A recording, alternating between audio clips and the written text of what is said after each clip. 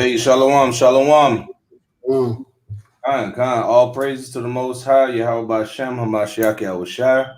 And we coming back with this part 2, man, of the Day of the Most High.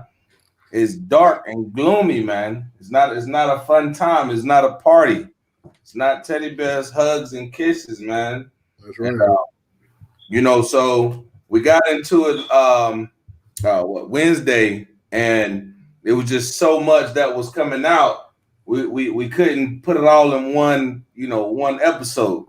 So we broken it up, and we just gonna get into it, man. I think you stopped off in what?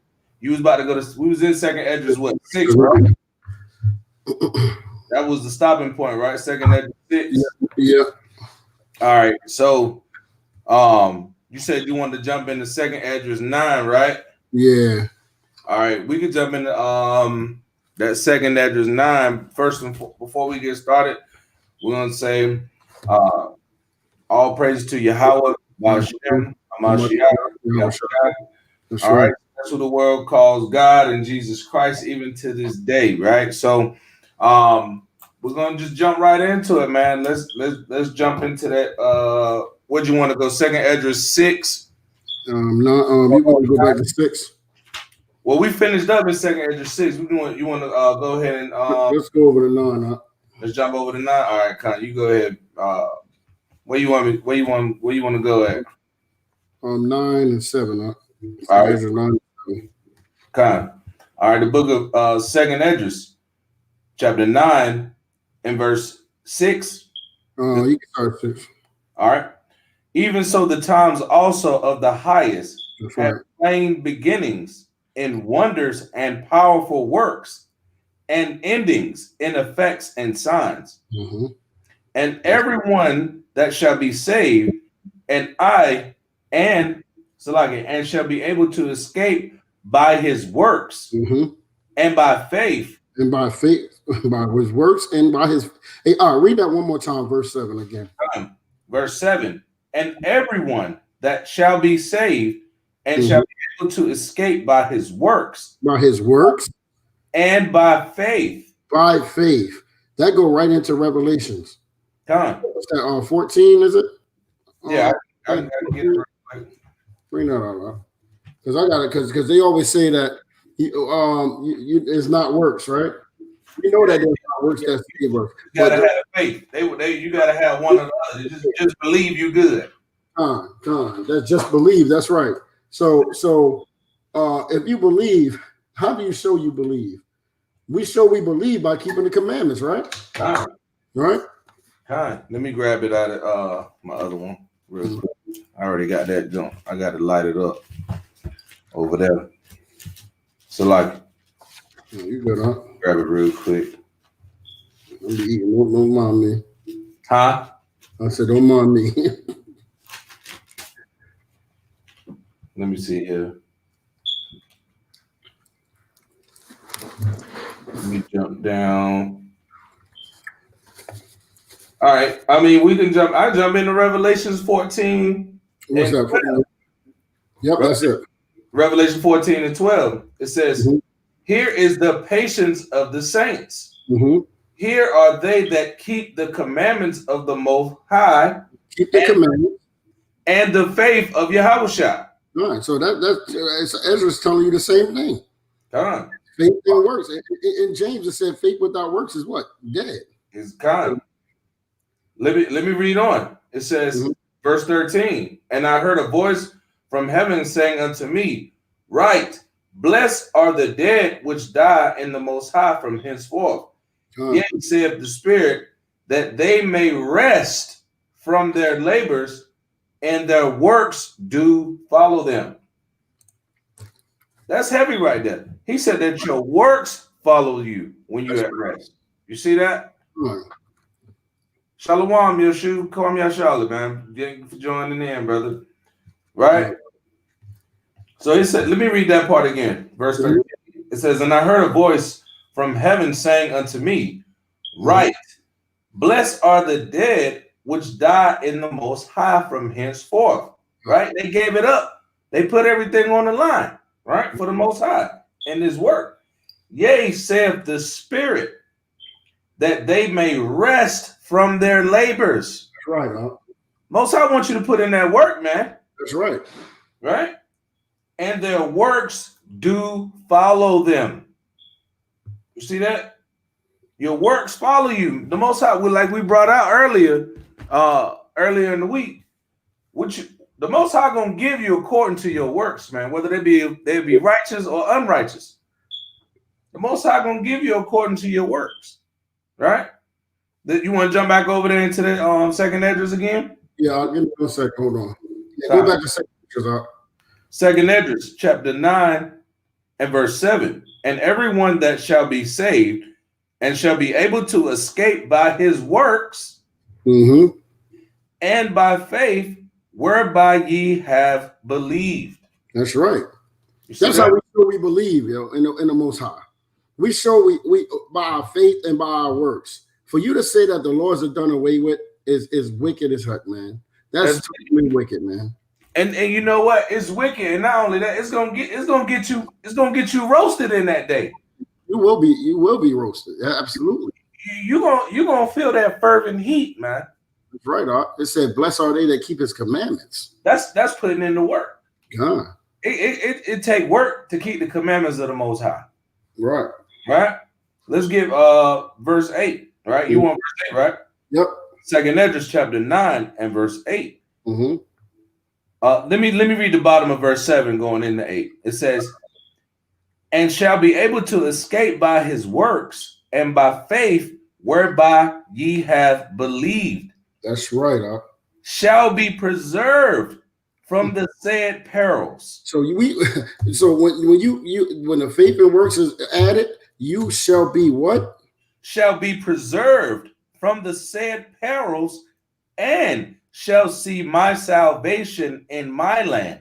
Come. And within my borders, for I have sanctified them for me from the beginning. Because go ahead. The Most High already said that He chose his pride. He chose us from the beginning.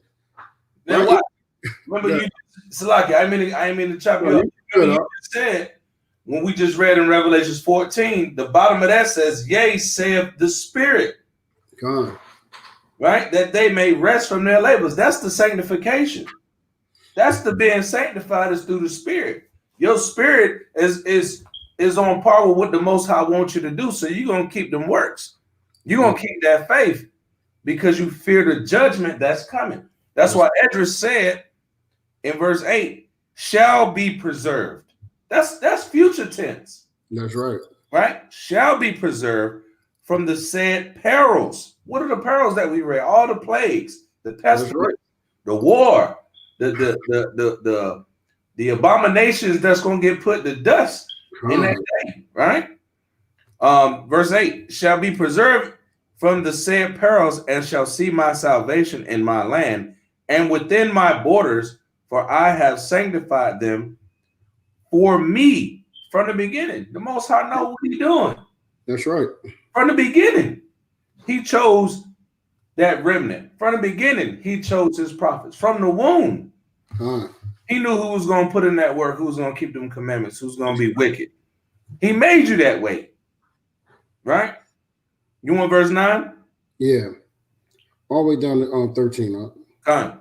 Second Esdras chapter 9 and verse 9. Then shall they be in pitiful case, which now have abused my ways. And that's what we're doing. We're abusing the Most High ways, man. You got these Christians and some brothers that know they're Israelites talking about we don't have to keep the laws. That's abusing the ways, man. Come. You're abusing the ways of the Most High, trying to get up another way. All right? Yeah, come. And they that have cast them away despitefully shall dwell in torments. So what?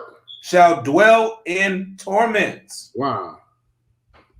It's not going to be nothing nice, man. It's not going to be nothing nice. And you know what that go into? That's that eternal shame also. Absolutely. So not only is you going to get it on this side, when you come back in the kingdom, guess what? You're going to have that eternal shame on you. I'm about to bring that out on What's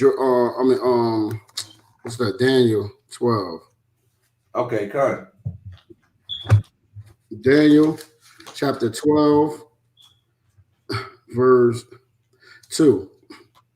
And many of them that sleep in the dust of the earth shall awake, some to everlasting life, and some to shame and everlasting contempt. You see that? Shame and everlasting content. Hey, look up that definition for contempt, please, brother. Let me get that real quick. Definition. Right? They go deep in that. Contempt. All right. Okay.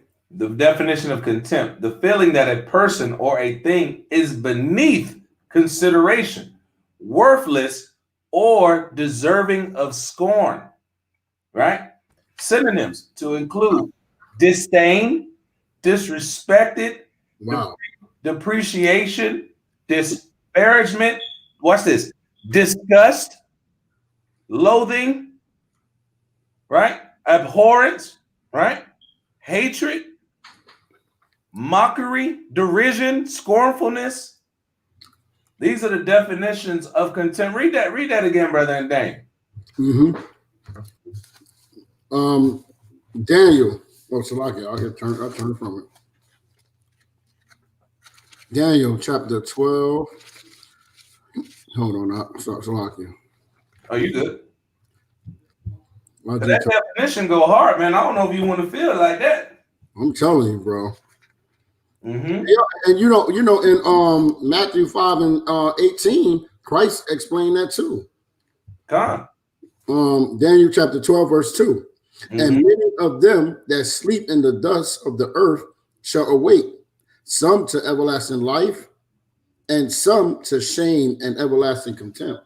Everlasting mockery, everlasting disparagement, everlasting worthlessness, everlasting hatred.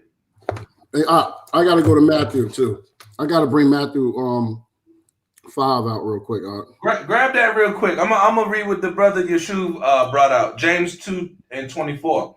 It says, "Ye see then how that by works, right, a man is justified, and not by faith only." Bring that out. The book of James. Got to get it now. We know James 1:1, right? Yeah. Bring this out. James chapter 2 and verse 24. Ye see then how that by works a man is justified. You're justified by your works. You know you're an Israelite when you go put the work in. When you got your border of blue in your fringes, right? When you grow your beard out. When you put the pork, shrimp, crab, and lobster down. That's your work. And you do that work how? And not by faith only. Not by faith only. So that cuts the whole just believe. That's cut it and gut it. Right there. And not by faith only. Right? You see that? Watch this right here. Let me jump down to verse 26 while I'm right there. For as the body without the spirit is dead. Didn't we just read back in 2nd Esdras, the spirit? That's right. Right? For the body without the spirit is dead. Watch this. So faith without works is dead also. No.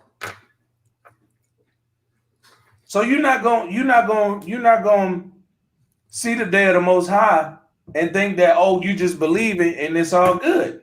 That's right. Darkness is going to come upon you.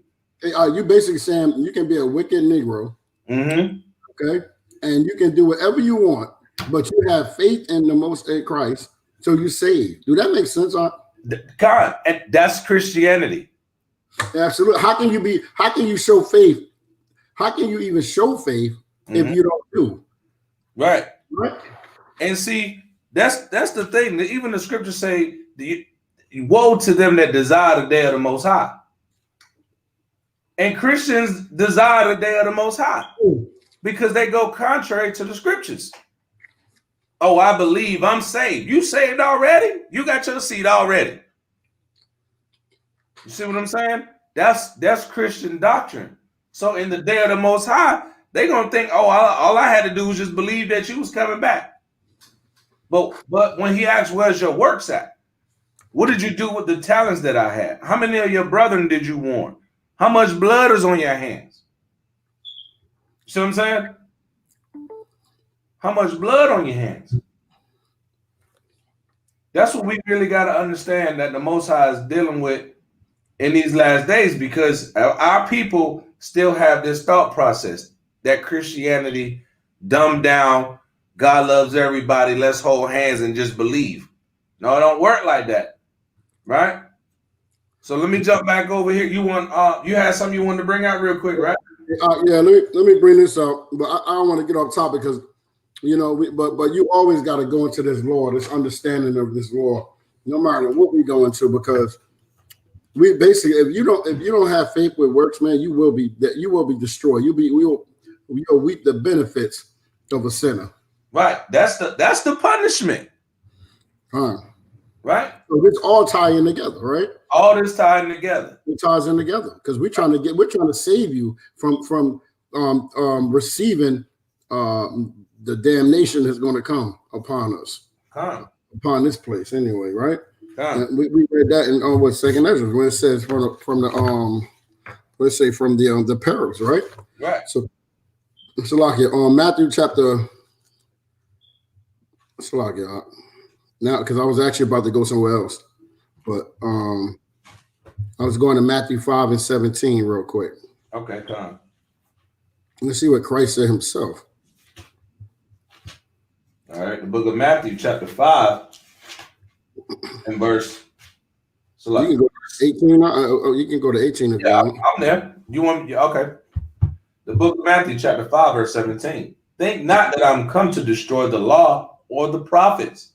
Right. I'm not come to destroy it, but to fulfill. A lot of Christians usually stop right there. That's it. He came to fulfill the law. He fulfilled the law. Right? Keep going on. For verily I say unto you, till heaven and earth pass, one jot or one tittle shall in no wise pass from the law, till all be fulfilled. All be fulfilled. Go ahead. All right, verse 19. Whosoever therefore shall break one of these least commandments, and shall teach men so. So you break the commandments and you teach men that you don't have to keep the Most High commandments. He shall be called the least in the kingdom of heaven.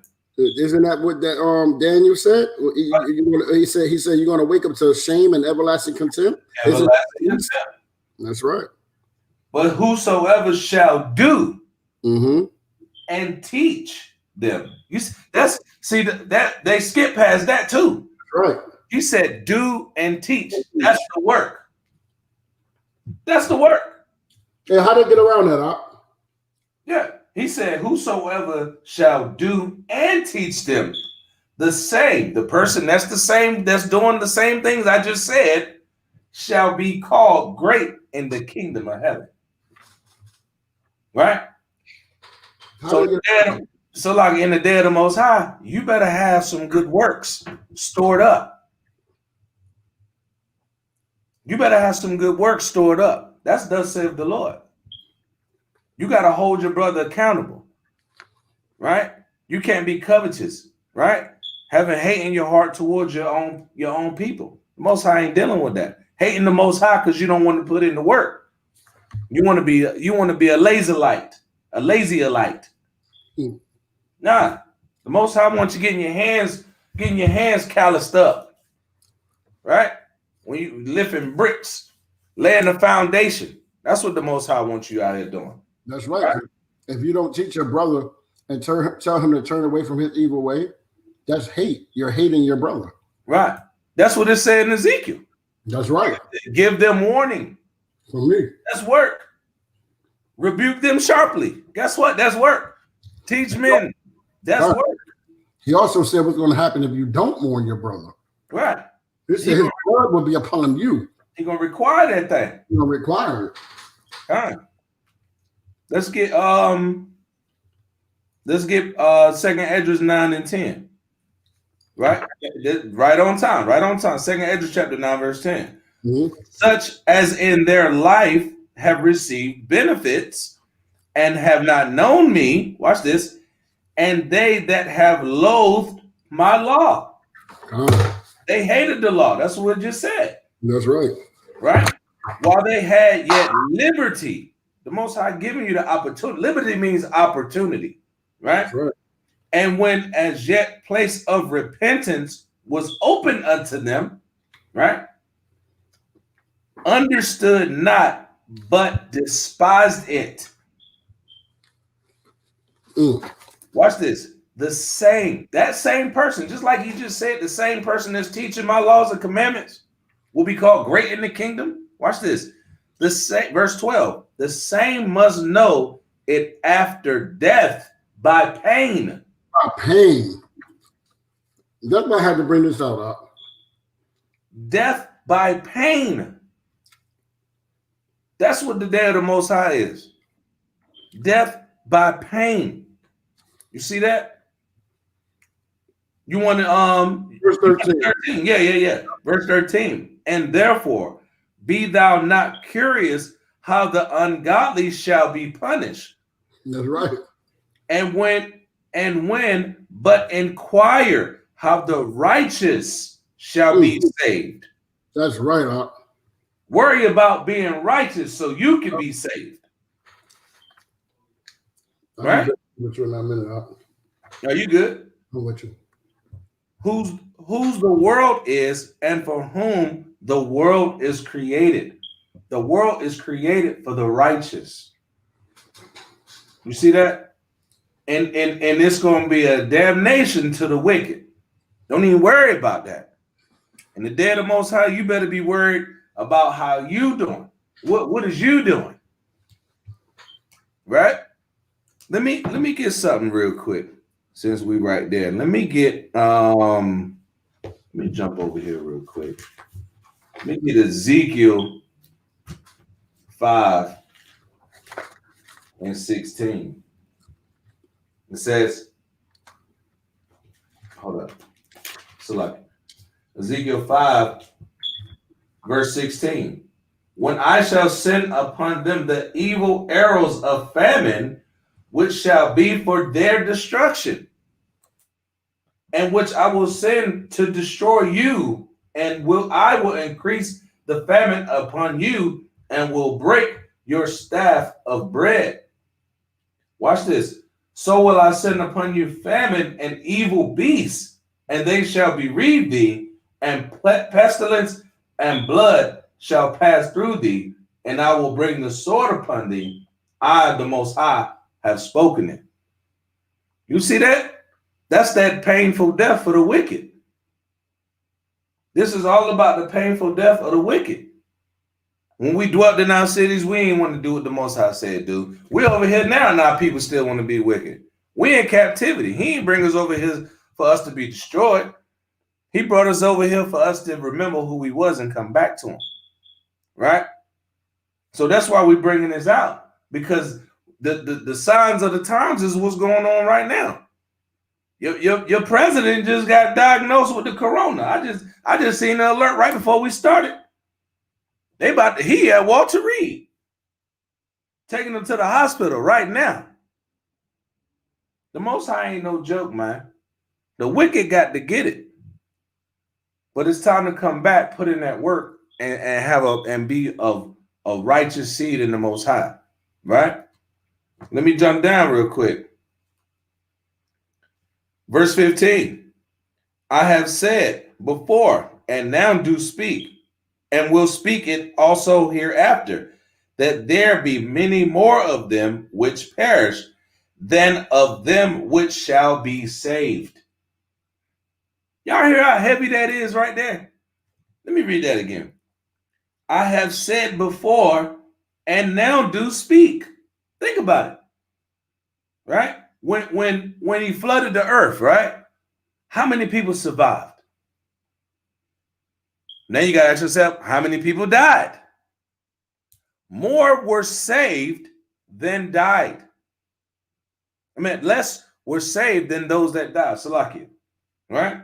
And I have said before, and now do speak, and will speak it also hereafter. All right, this is after the flood, and this is before the great day of the Most High. Hey, read that one more time. I'm sorry, Salaki. That was deep what you just wrote, because that's some real. Read that one more time. I'm Salaki. All right, Second Esdras chapter 9 and verse 15.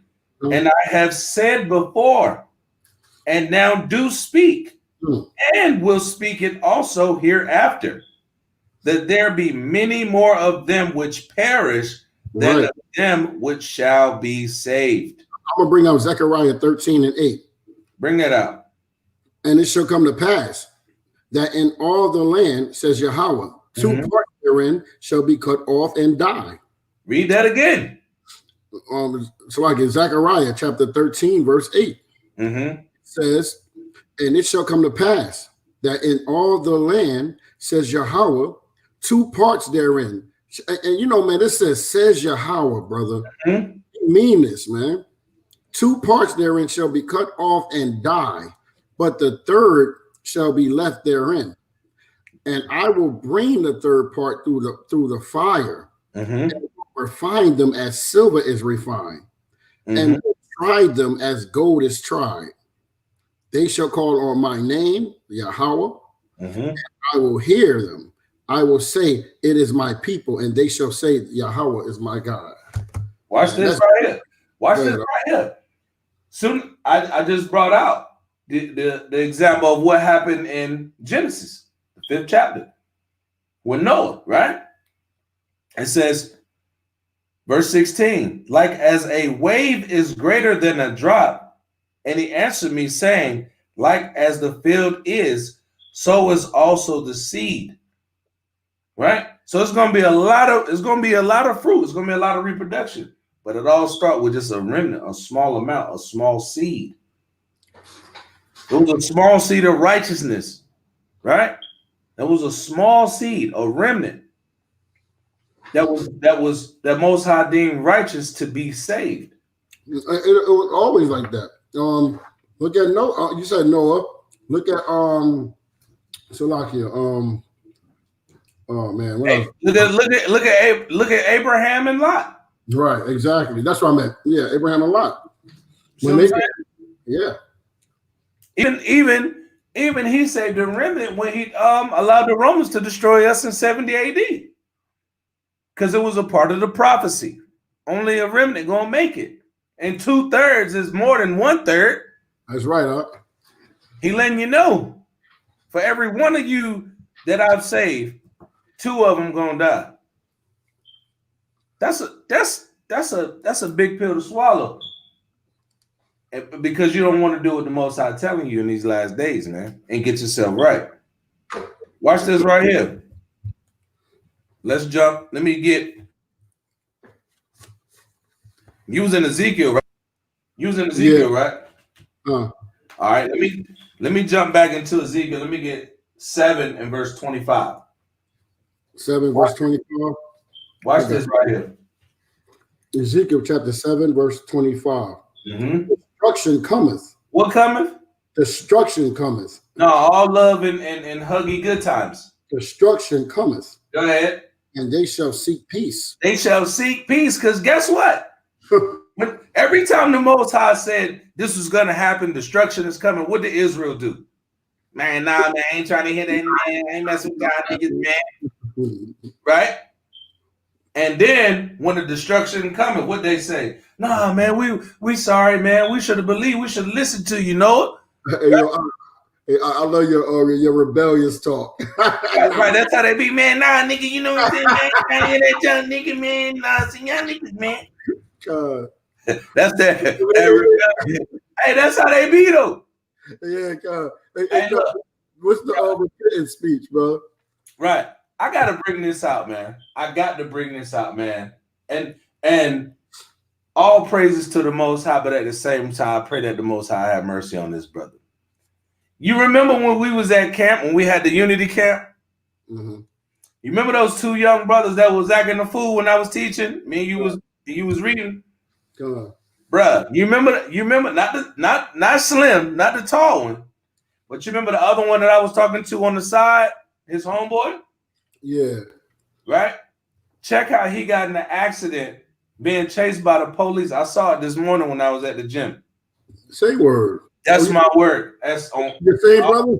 Yes, the same brother got in a car accident, and is in critical condition right now in Wake County at Wake Med. Right now, it was on the news this morning when I was at the gym. I saw his picture. I was working out, and I saw his picture. Right, and the first thing I said was, "Oh man, that's that brother right there. That brother in critical condition right now." Wow, bro. Right now. And brothers from all over, from different camps, came up to him and said, what do we just read? Read that 25. That 725. Read that again. Destruction cometh. So when that accident came, when you was running because you was sinning, doing wickedness, and the Most High put Esau behind you with the badge, right? And you crashed into the rail, and now you in critical. We keep going. Destruction cometh, and they shall seek peace. Go ahead. And there shall be none. There shall be none. Hold up. Keep going, though. Keep going. Watch this. You right, going. 26. Mischief shall come upon mischief. Read that again. Mischief shall come upon mischief. Now, when we was out there teaching, what was they in the midst of? Mischief. Keep going. And rumor shall be upon rumor. Right. Go ahead. Then shall they seek a vision of the prophets. Who was talking to him out there? Then shall they seek a vision of the prophets. Go ahead. But but the Lord shall perish from the priests. And counsel from the ancients. They ain't want to hear what we had to say. This is so deep, bro. They ain't want to hear what we had to say, King. That's right, I'm like, bro, you got to repent, bro. You can't be out here gang banging, throwing up bloods and all that. You can't do that, man. The Most High take you out for that. What they say on SpongeBob, 2 weeks later. 2 weeks later. I seen it this morning, bro, 5 a.m. They got in the chase with the police over there in Raleigh, bro, last night. And you got the warning. You got the warning. Mischief for mischief, right? That's what the day of the Most High is about. This world has been nothing but wicked and mischief. I had to bring that. I know I jumped off a little bit, but I had to make an example. Because it came to me, it hit me so hard. I'm like, man, we had just told this brother. We had just warned this brother. And the Most High hit him with that, Ram. You see what I'm saying? Telling you, bro. It's not a game with the Most High, man. He's not playing. What's about to come on this earth, like we said, is gross darkness, man. That's if right. If that young man lose his life in the ICU, that's gonna be gross darkness, man, amongst his family, his mama. He might be someone's daddy, little brother, older brother, cousin, homie, his homie. Word, man. See what I'm saying? Word. I went over there to talk to that brother, man. I told him, man. I told him how this worked, man. You had a passion for that brother. We got to pacify people so much because we want them to get right. The Most High laid this on our heart. We can't help that we this way. That's right. The Most High laid us on our heart. He told us to give them warning. We got to do what the Most High say do, right? We got to do what the Most High say do. But I wanted to bring that out, man, because that just hit me. Like as soon as I saw it, I went over to my rib. I was like, babe, remember the dudes that we was talking to? I was like, look, same dude, man. Unbelievable, man. You know what I mean? But he don't fear the Most High. That's right. But I bet you calling on him now. Oh, yeah. I bet you calling on him now. Mm-hmm. And you know what? He probably, when it happened, when everything was going, man, I should have listened to them dudes. Yep. I should have listened to the ancient ones, the old school. Because remember, the elder brother went over there first and was talking to him. Yep.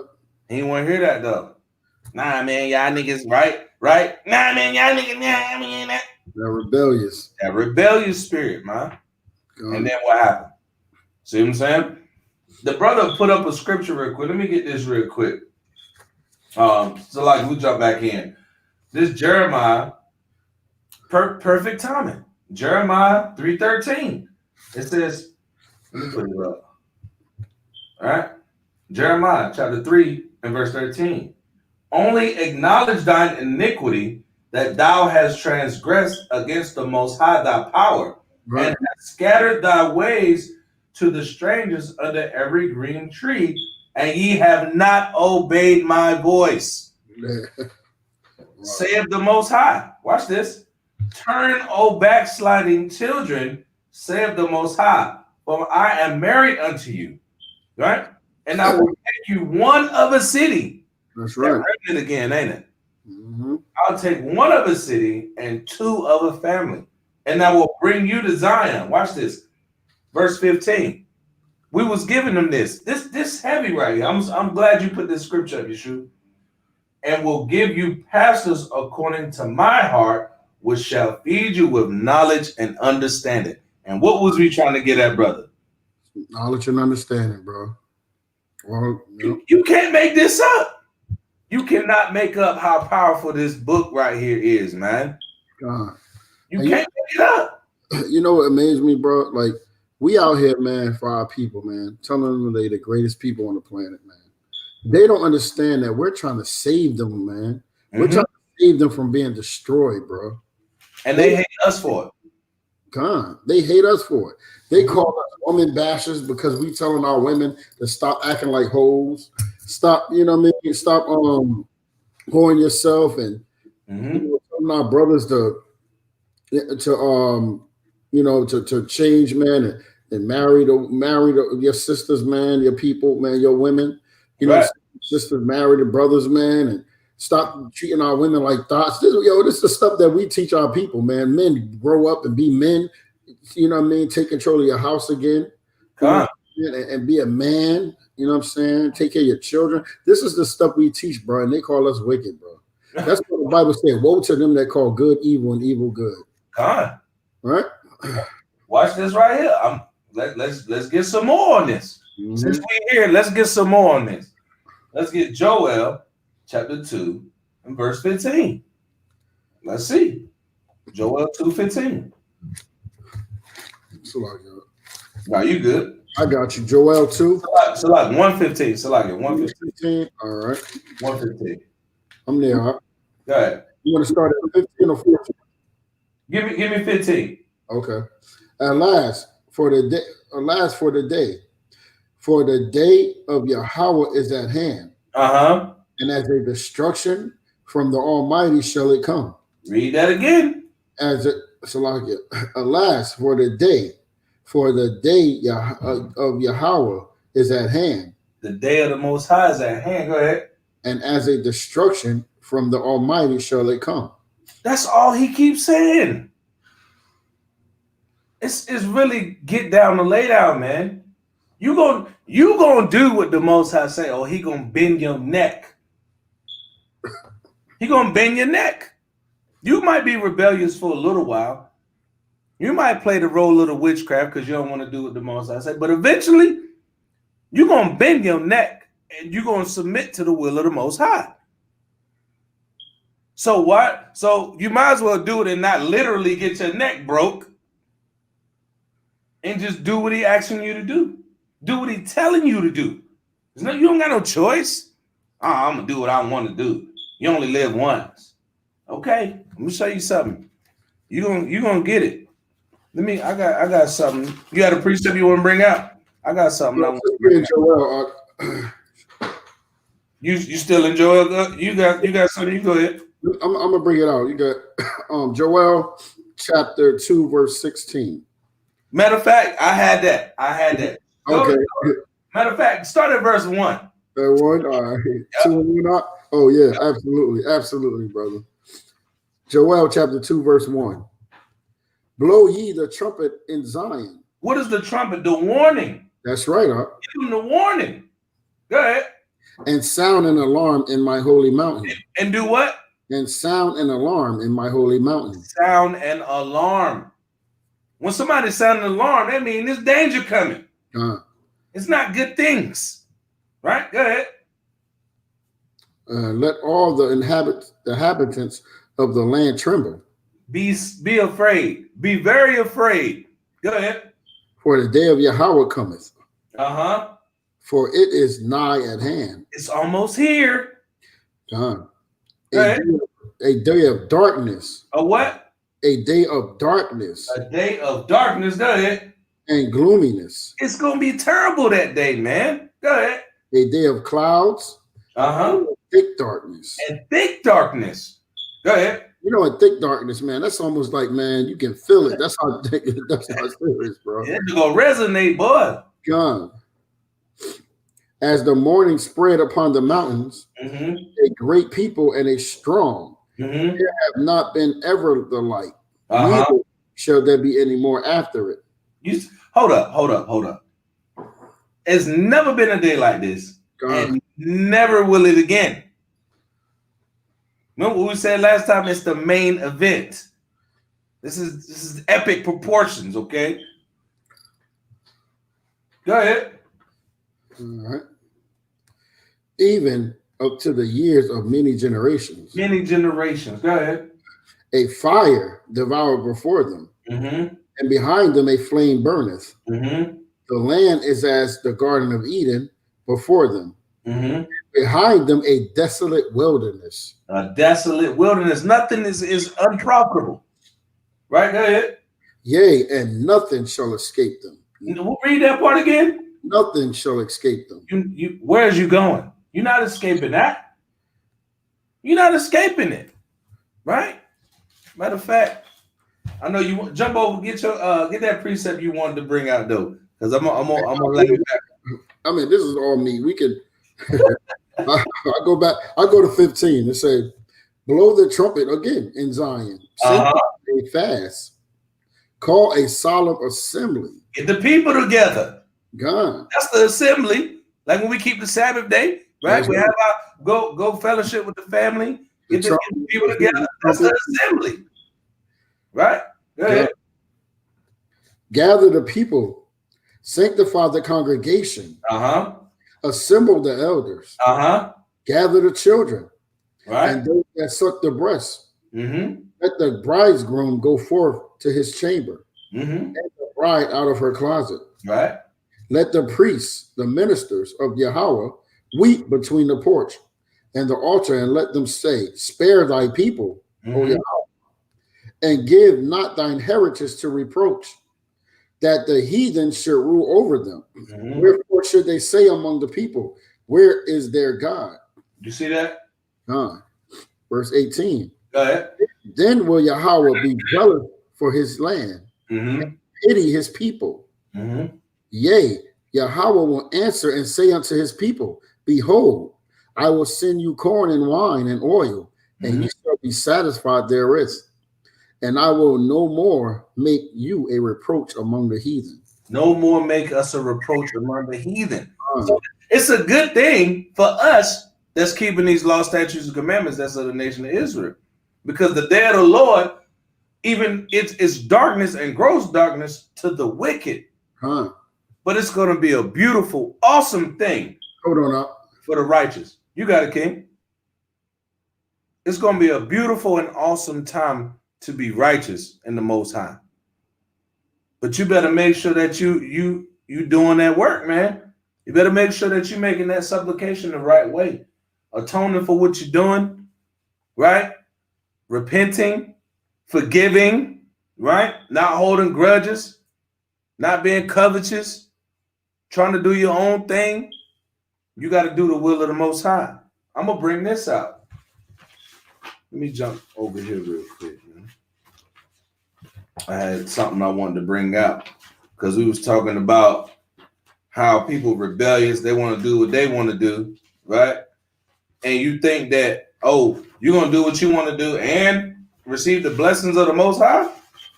You done lost your mind. You lost your mind. Where was that? I just had that. Hold on. Matter of fact, let me get this Baruch, right? I can read for you, bro. Give me that Baruch 4, right? And jump down to verse 8. Baruch chapter 4, verse 8.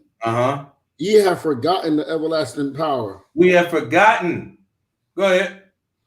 That brought you up. Ye have grieved Jerusalem. Didn't he just say over here? That nurture you. He gonna nurture us, get the land back.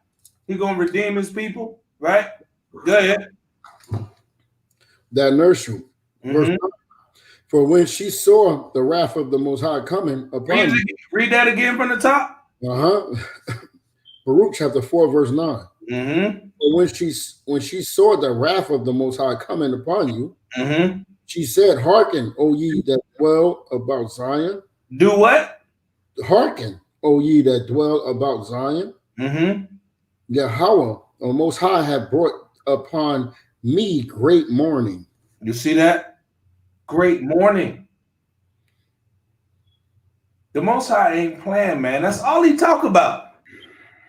I say this all the time, man. The Most High is straight up killer, bro. Mm-hmm. He that dude in the hood. You be like, yo, hey, don't mess with that dude. That dude right there, killer, bro. He'll kill you. Don't even look at that dude too long. He'll kill you. Like, for real, we know dudes like that. Hey, he that father. You remember that father in the hood? Like, yo, don't mess with them kids, man. Don't mess with them kids. They that crazy. Father's serious, man.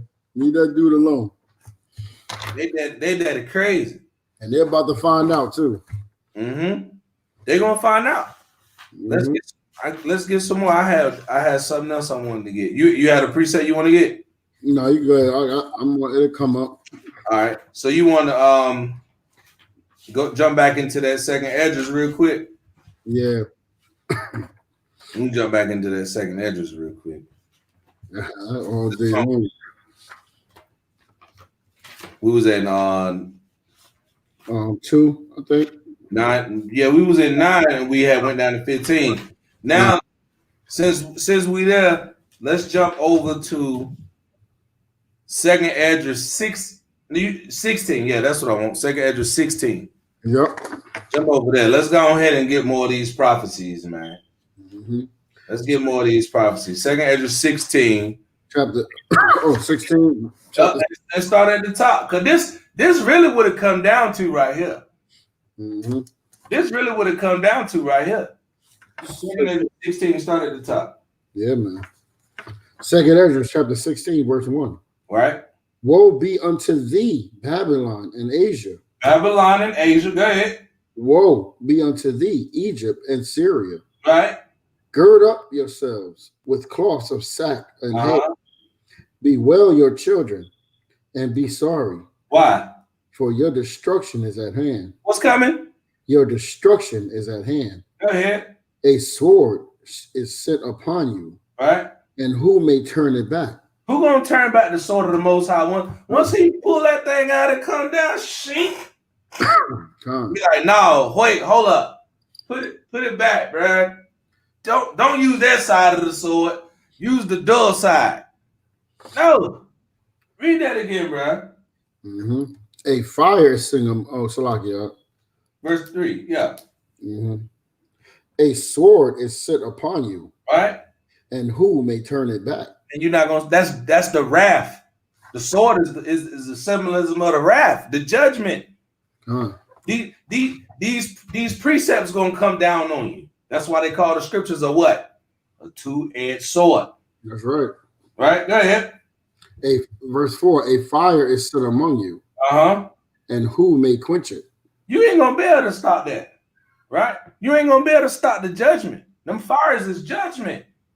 Long. Burning hot. Swords and fire.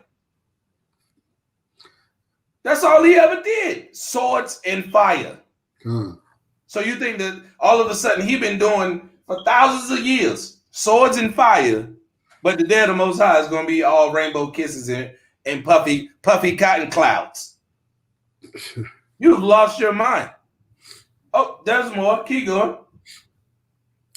Plagues are sent unto you. So remember we read last week. Earlier this week. So the sword coming off with your head. You might get burnt alive, right?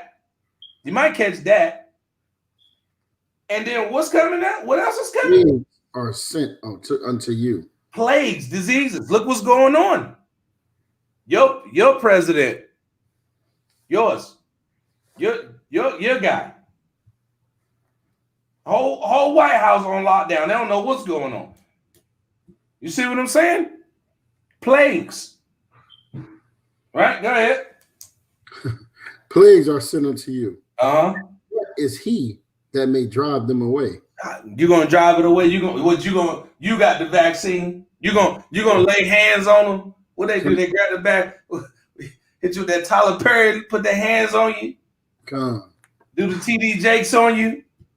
Hit you with the Creflo shuffle.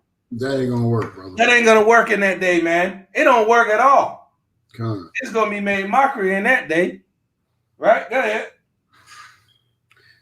May any man drive away an hungry lion in the wood? You ain't gonna read that again, man.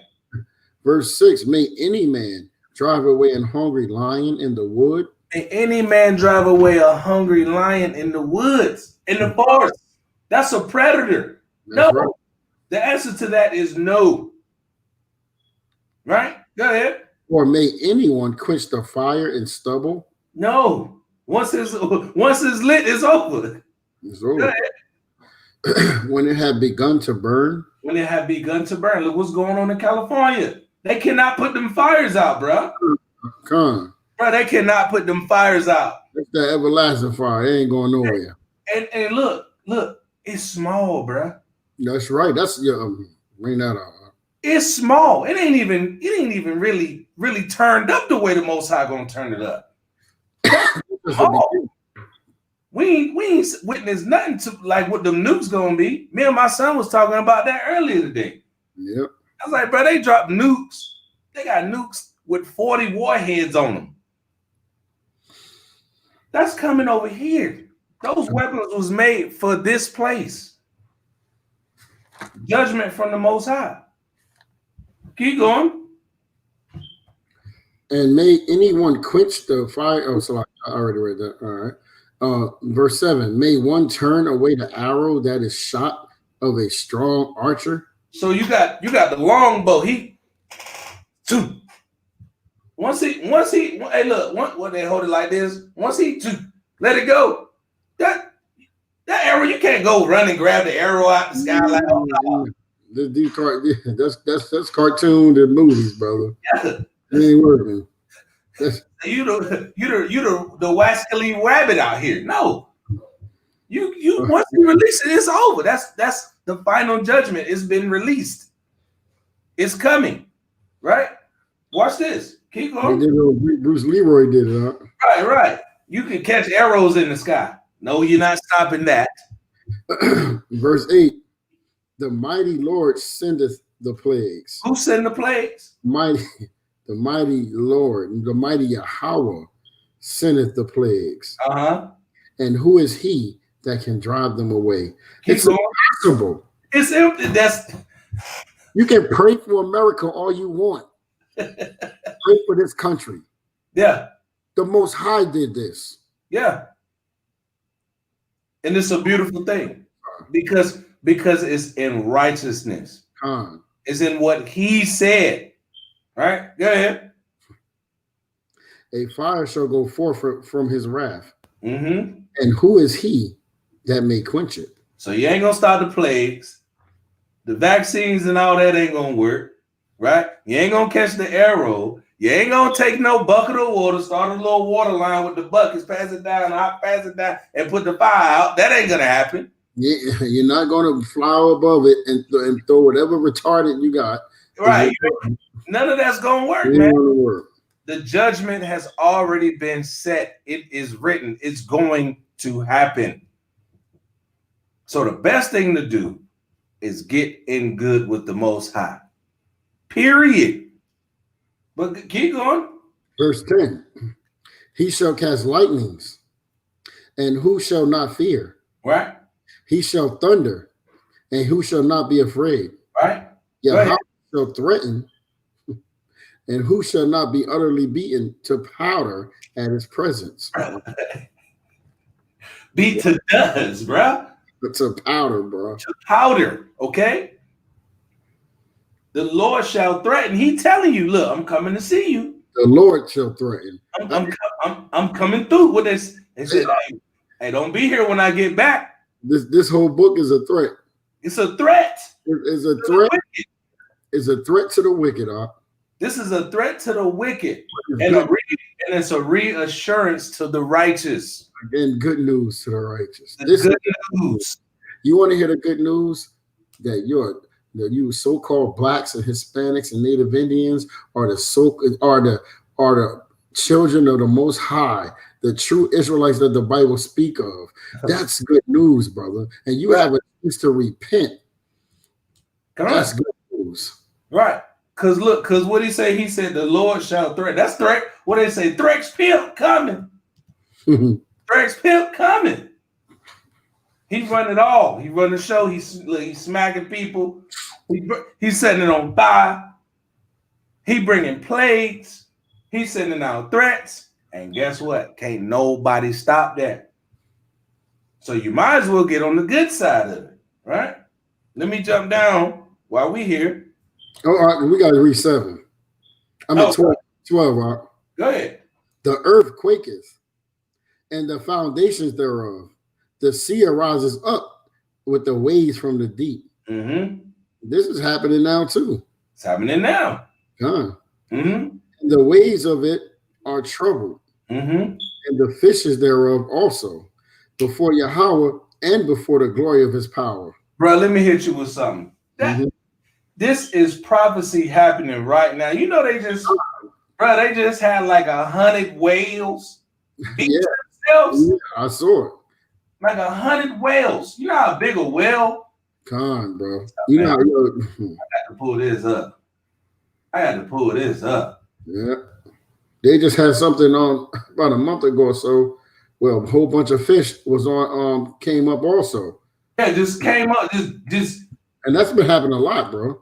Just posting up on the ocean because the wave, the Most High, bruh. Let me see something. I just seen the story of this, man. New Zealand killer whales, over 100 whales. Bro, you know how big a whale is, bruh? Man. Over 100 just beats them, said, I don't know what to do with them. You see what I'm saying? You know the smell right now. Fish gonna rise up. Mm-hmm. The ocean there. The Most High got to set everything back in course, right? He said the fishes thereof also, right? Go ahead. Before Yahweh and before his power. Strong is his right hand that bendeth the bow. Arrows that he shooteth are sharp. Watch this. And shall not miss. Read that again.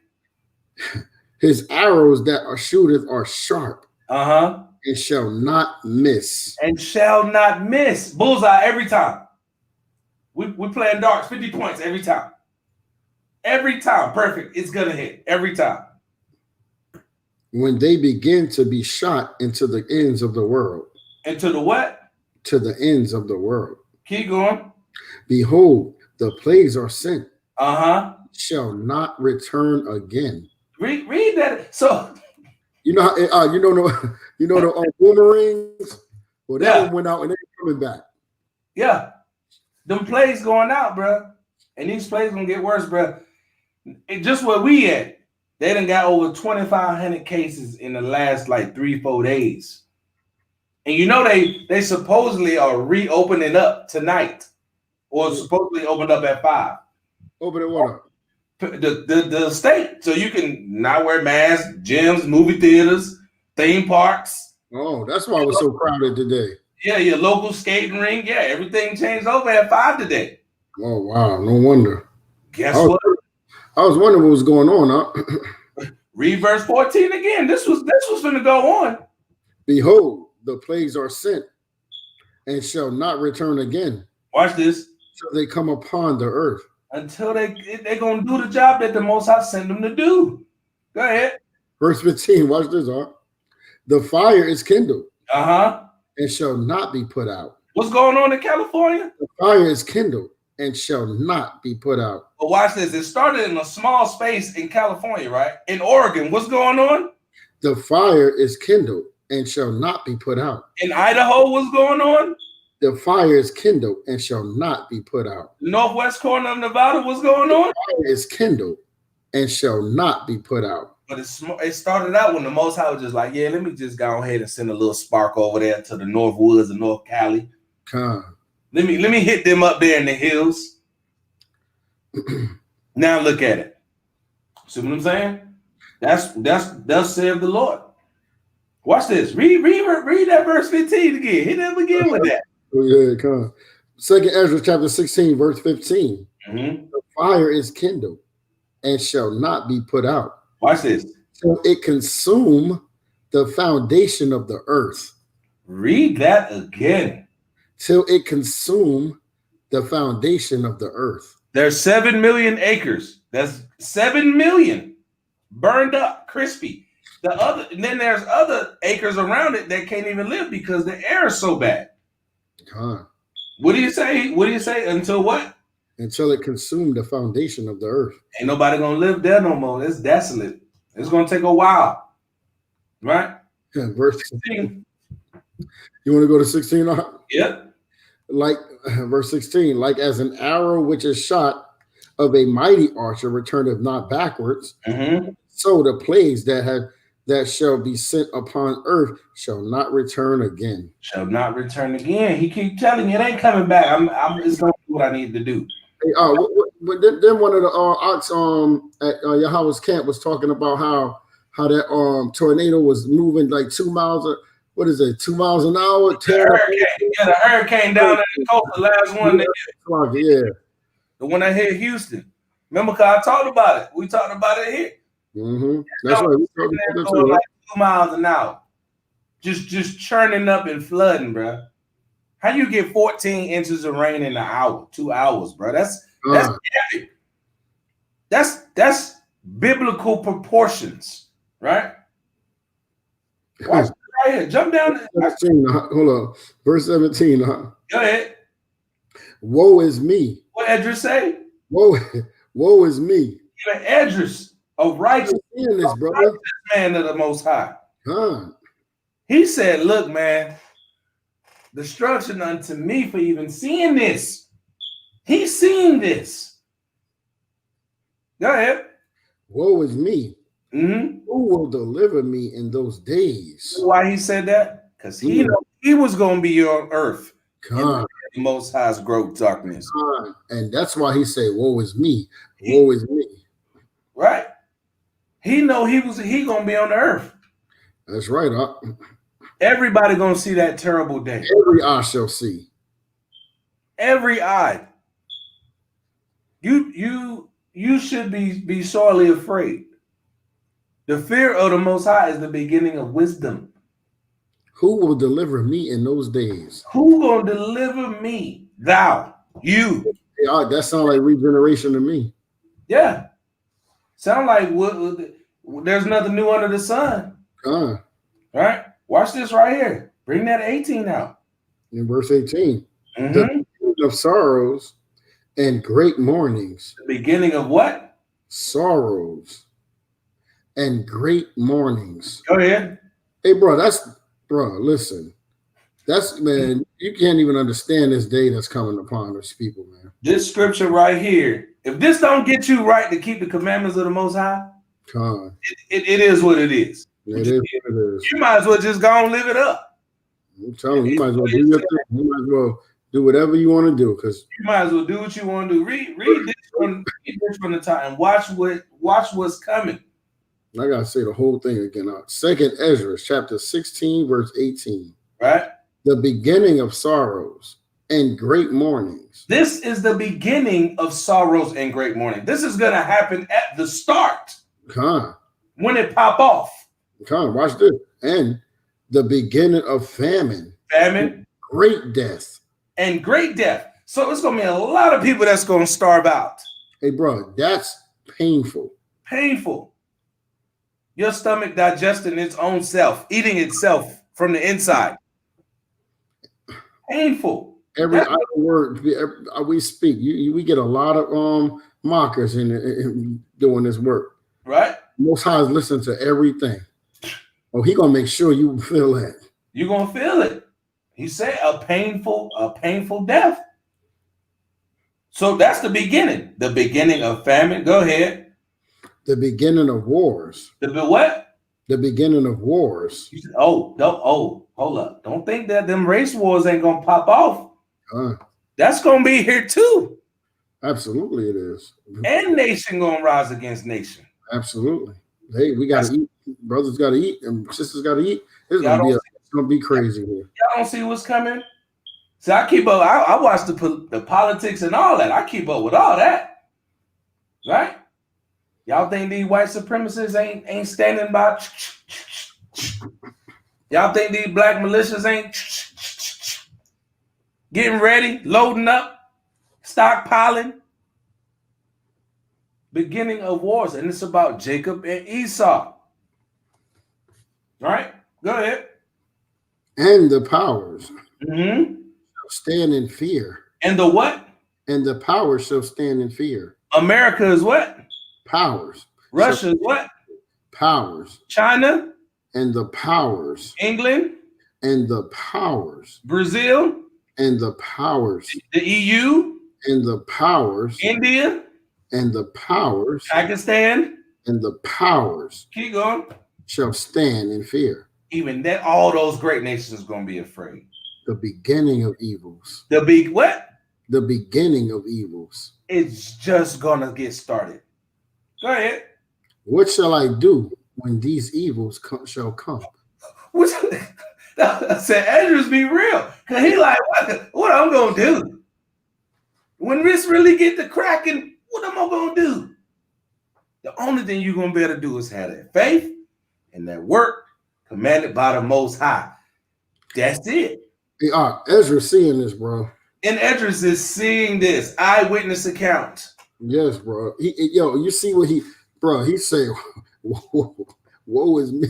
Almost, look, and this is almost 3,000 years before it happens. 3,000 years. And this is the best way he could describe it. Go ahead. 19. Behold, famine and plagues, tribulation and anguish. Hold up, wait. He said plague. So it ain't gonna just be the corona. It's gonna be all kinds of stuff going on. Y'all think the corona is something? I'm telling you, let that bubonic plague pop off. Or that daggone rat. Remember I told you, I showed you that rat disease they got, people already got diagnosed with. Uncurable. You know, rabies is uncurable. Right. There's no cure for rabies. A brother just sent me something with some Salakia. It could be a strand of rabies that pop off. God. It's uncurable. And it's gonna eat your brain up. Yeah. Uncurable. Well, hey, they got Art just sent me like something something about in America somewhere. It's some bug in the water that's killing people. Pestilence. Hold up. Let's keep going. Let's keep going. Because that's a part of famine. You ain't got that clean water. That's right. Let's get that. Keep going. Verse 19, it say, behold, famine and plague. Well, do what? Famine and plague. Go ahead. Tribulation and anguish are sent as scourges for amendment. That's how it's going to get back right. The amendment is how it's going to get balanced. All the wicked that's been done, the wicked got to happen to it. Dang. Watch verse 20. Go ahead. Verse 20. But for all these things, they shall not turn from their wickedness. Man, ain't no mercy. Nor be always mindful of the scourges. Hey, you know, this remind me of right here. All this stuff that's going on, the Most High getting us prepared. What did the Most High do every time before destruction? He gave us warning. Gave us warning. The scriptures say, go give them warning for me, right? We're sounding up trumpet right now. We're telling our people to turn away, and they doing the same thing. They're mocking this, right? And they're saying these things happen all the time. Mhm. That's what they're talking about. They're not going to, when they see these things, they're not going to turn away from their wickedness. Right. Let me back that. Let me back that. Let me get that while we still here. Jeremiah 28. I'll let you go. I'm gonna stay right here. Let me get that Jeremiah 28. Cause what you say the Most High always do? He gave them warning. Give them warning, right? And what do you give them the warning? What do you give them warning of? Destruction. Read that verse 19 one more time. Okay, verse 19 says, "Behold, famine and plague, tribulation and anguish are sent as scourges for amendment." 20. Now, were we at 20? I think 20, right? Yeah. But for all these things which things they shall not turn from their wickedness. Be always mindful of the scourges. Give me verse 18 one more time. You want 18? Give me 18 one more time. 2nd Ezra chapter 16, verse 18. Right. Beginning of sorrows and great mournings, the beginning of famine. Read that again from the top. Read it again from the top. Verse 18, it says the beginning of sorrows and great mournings. Now, Salaki, you said before the Most High always set it up. What did he do? The beginning, he give him warning. Give him warning. Go ahead, read it. Go ahead, read it out. You want to read the whole thing? Yep, verse 18. The beginning of sorrows and great mournings. The beginning of famine and great death. The beginning of wars and the powers, and the powers shall stand in fear. Beginning of evils. What shall I do when their evil shall come? You see that when it said the powers shall be in fear, war, plagues, sorrows, famine. This is Jeremiah 28 and 8, right? The prophets that have been before me and before thee of old prophesied both against many countries, powers, and against great kingdoms. Guess who we prophesied against back in the day? War, and of evil, and of pestilence. Watch this right here. The prophet which prophesied of peace, when the word of the prophet shall come to pass, then shall the prophet be known that the Most High Yahweh have truly sent them. Every time, like you said, every time the Most High said this was going to happen, guess what? He's sending his prophets out there to get a word. Every time. And it never fails. Every time he say it shall not return, that means it ain't going to fail. Right? Watch this right here. Jump down to verse 22. We'll get this. And then I'm going to go to some scriptures. Get verse 22. Watch this. 2nd Ezra 16? Yeah, 2nd Ezra 16 and 22. All right. For many of them that dwell upon earth shall perish of famine. So what? Perish of famine. Perish of famine. Go ahead. I tell you, bro, listen, that's a bad death. Like I said, man, it said many of them that dwell upon earth shall perish of famine. Right. No food or water, brother. Right. And other that escape the hunger shall the sword destroy. So if you got to stop, right? You got to stockpile of food, and then a missile come through your front door. Or the hordes come and get you. Matter of fact, I'm gonna bring this out right quick. This is the Living Bible right here. This the first edition, used to be known as the Bishop's Bible. You should get you one of these right here, called the Living Bible. You see this right here? So this is just way more graphic, and it's right before the King James, right? Let me get you Isaiah. What was that? Isaiah 13? What you looking for? Isaiah, I think it's Isaiah 13. I think that's what I want. Let me see. Yeah. That's what it is. I know that's what it is. Let me get that Isaiah 13. Right? This is the vision of the Most High showed Isaiah, son of Amos, concerning Babylon's doom. You can't get around that. Babylon's doom. Okay? This is let me see, verse Let me jump down here because it's paraphrased. It ain't just written out. All right. Watch this. Verse 13. For I will shake the heavens in my wrath and fierce anger, and the earth will move from its place in the skies. The armies of Babylon will run until exhausted, fleeing back to their own land like deer chased by dogs. Wow. Wandering like sheep deserted by their shepherd. Watch this. Listen to how graphic this is. This is the Bible. This is before the 1611. It says, those who don't run will be butchered. Didn't he say he coming with the sword? That's right. Those who don't run will be butchered. Watch this. Their little children will be dashed to death against the pavement right before their eyes. Wow. Watch this.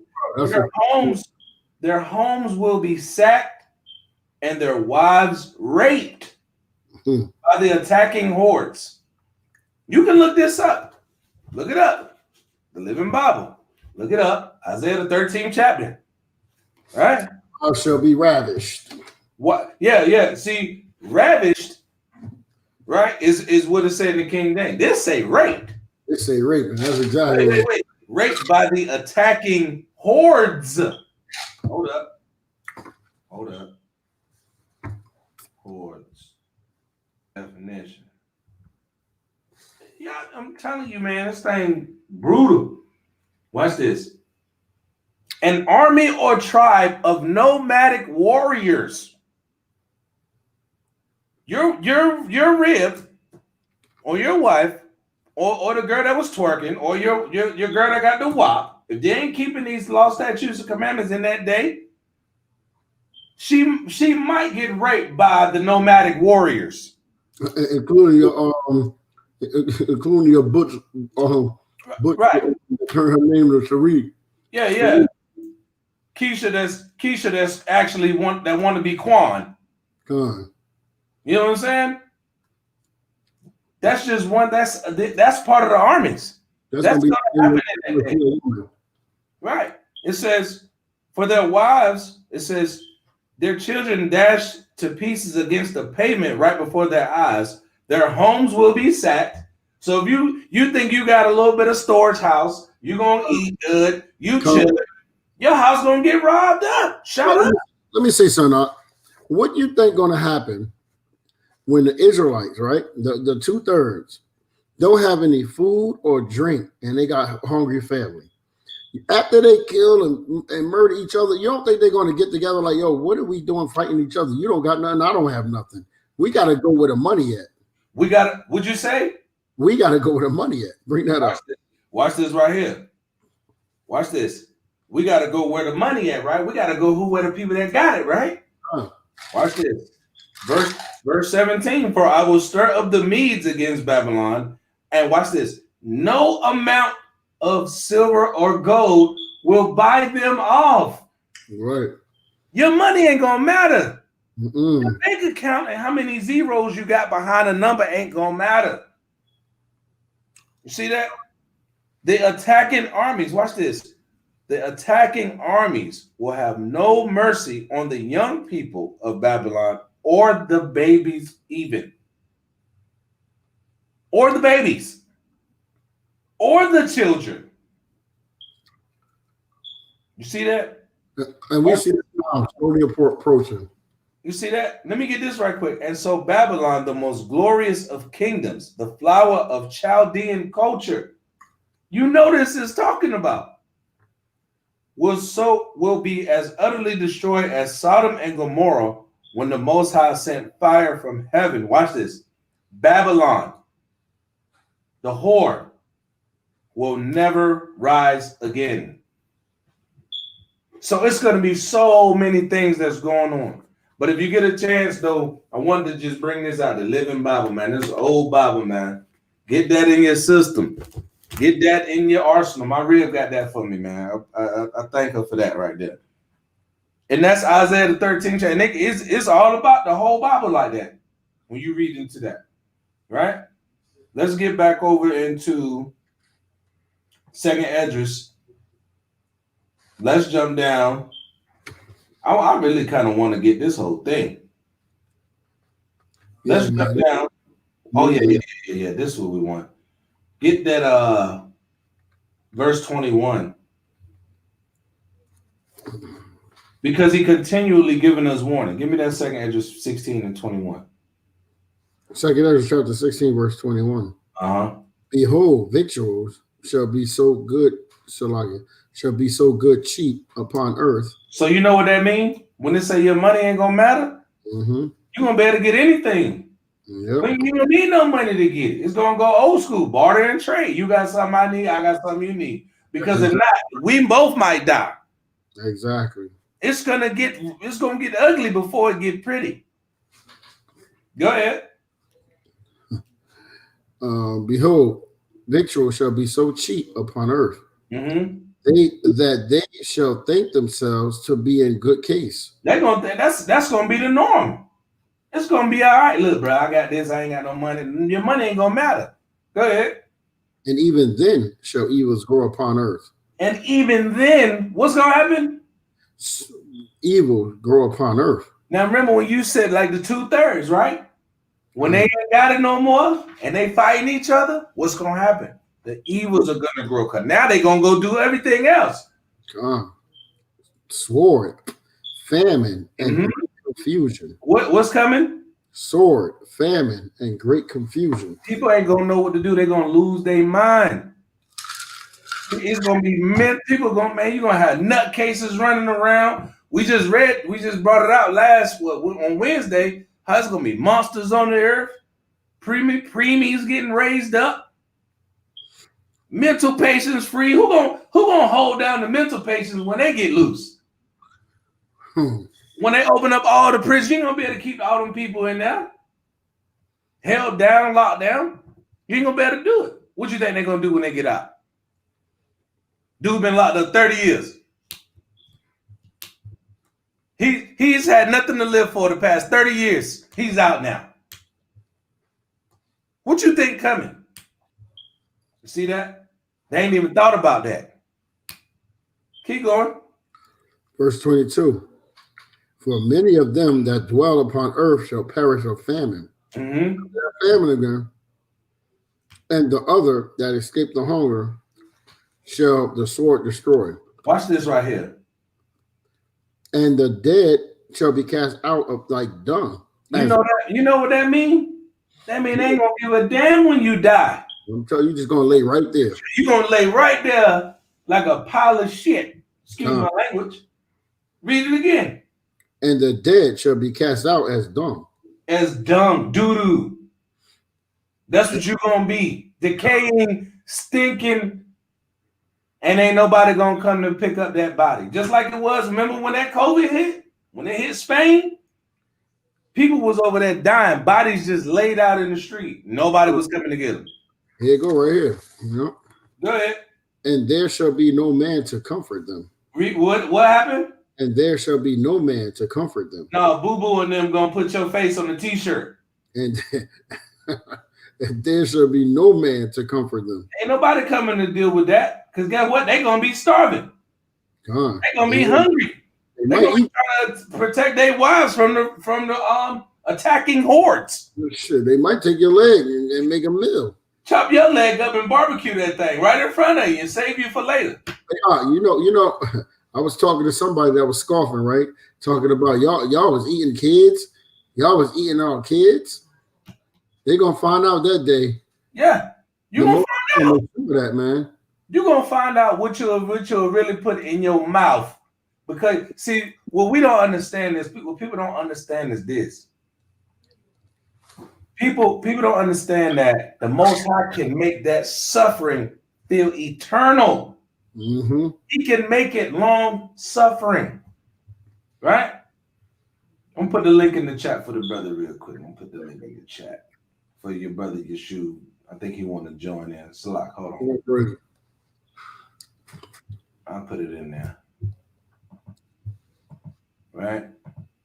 You have something you want to say? Bring out real quick. Nah, man. It's so deep right here, bro. You know, Ezra's get down. Hey, Yusuf, hit that link in the chat. If I need to send it to you, I can send it to you straight up.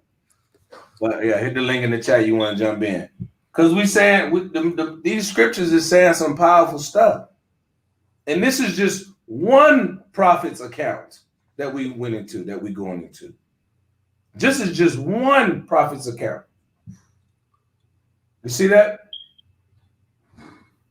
So let's get some more. Let's get some more on this. We're gonna get this. We got plenty more. Let's get what was we at? 23. Yeah, go ahead. Bring that out. Yeah. Well, we just read it 23. I think and the city shall be okay, yeah, well, let's finish 23. And there shall be no man to comfort them. It said, for the earth shall be wasted, and the city shall be cast down. Verse 24, it says, there shall be no man left to till the earth and to sow it. So what the tilling and the sowing mean? What the tilling and the sowing? Shalom, King, shalom. Shalom. Shalom. Shalom. What the tilling mean and the sowing? That mean ain't nobody gonna be out there farming. God. Old school ain't gonna have the soybeans and the corn on deck. Nah, bro. The Migos ain't gonna have the watermelons on the back of the truck. That's over. They're gonna miss it that day. That's over. You're gonna wish you did have the Migos out there. Hey, I saw you bringing out the precepts. I know you itching. Yeah, man. I was just sitting here watching, fam. You know it. All praises, bro. Trying to get some stuff, trying to get some other stuff together, but I'm with it, man. Hey, that part you was going into right there was heavy because that's what's going on right now, man. The victuals, you got the COVID out here, people getting the stimulus and all that. So everything's kind of cheap to people right now. Absolutely. Everybody getting hit, man. Everybody spending their money up on J's and chains and feeling good out here, man. It's gonna get real though. It's gonna get real, man. They ain't gonna have no bread, literally, no money, no bread to eat, no water, no nothing, man. And even if you do got bread and money, you ain't gonna mean nothing. It ain't gonna mean nothing to you. Like we read, your money ain't gonna mean nothing in that day. Yeah. You gonna come at me with some paper with the oppressor's face on it? Be like, yo, I got $100 for that avocado you got.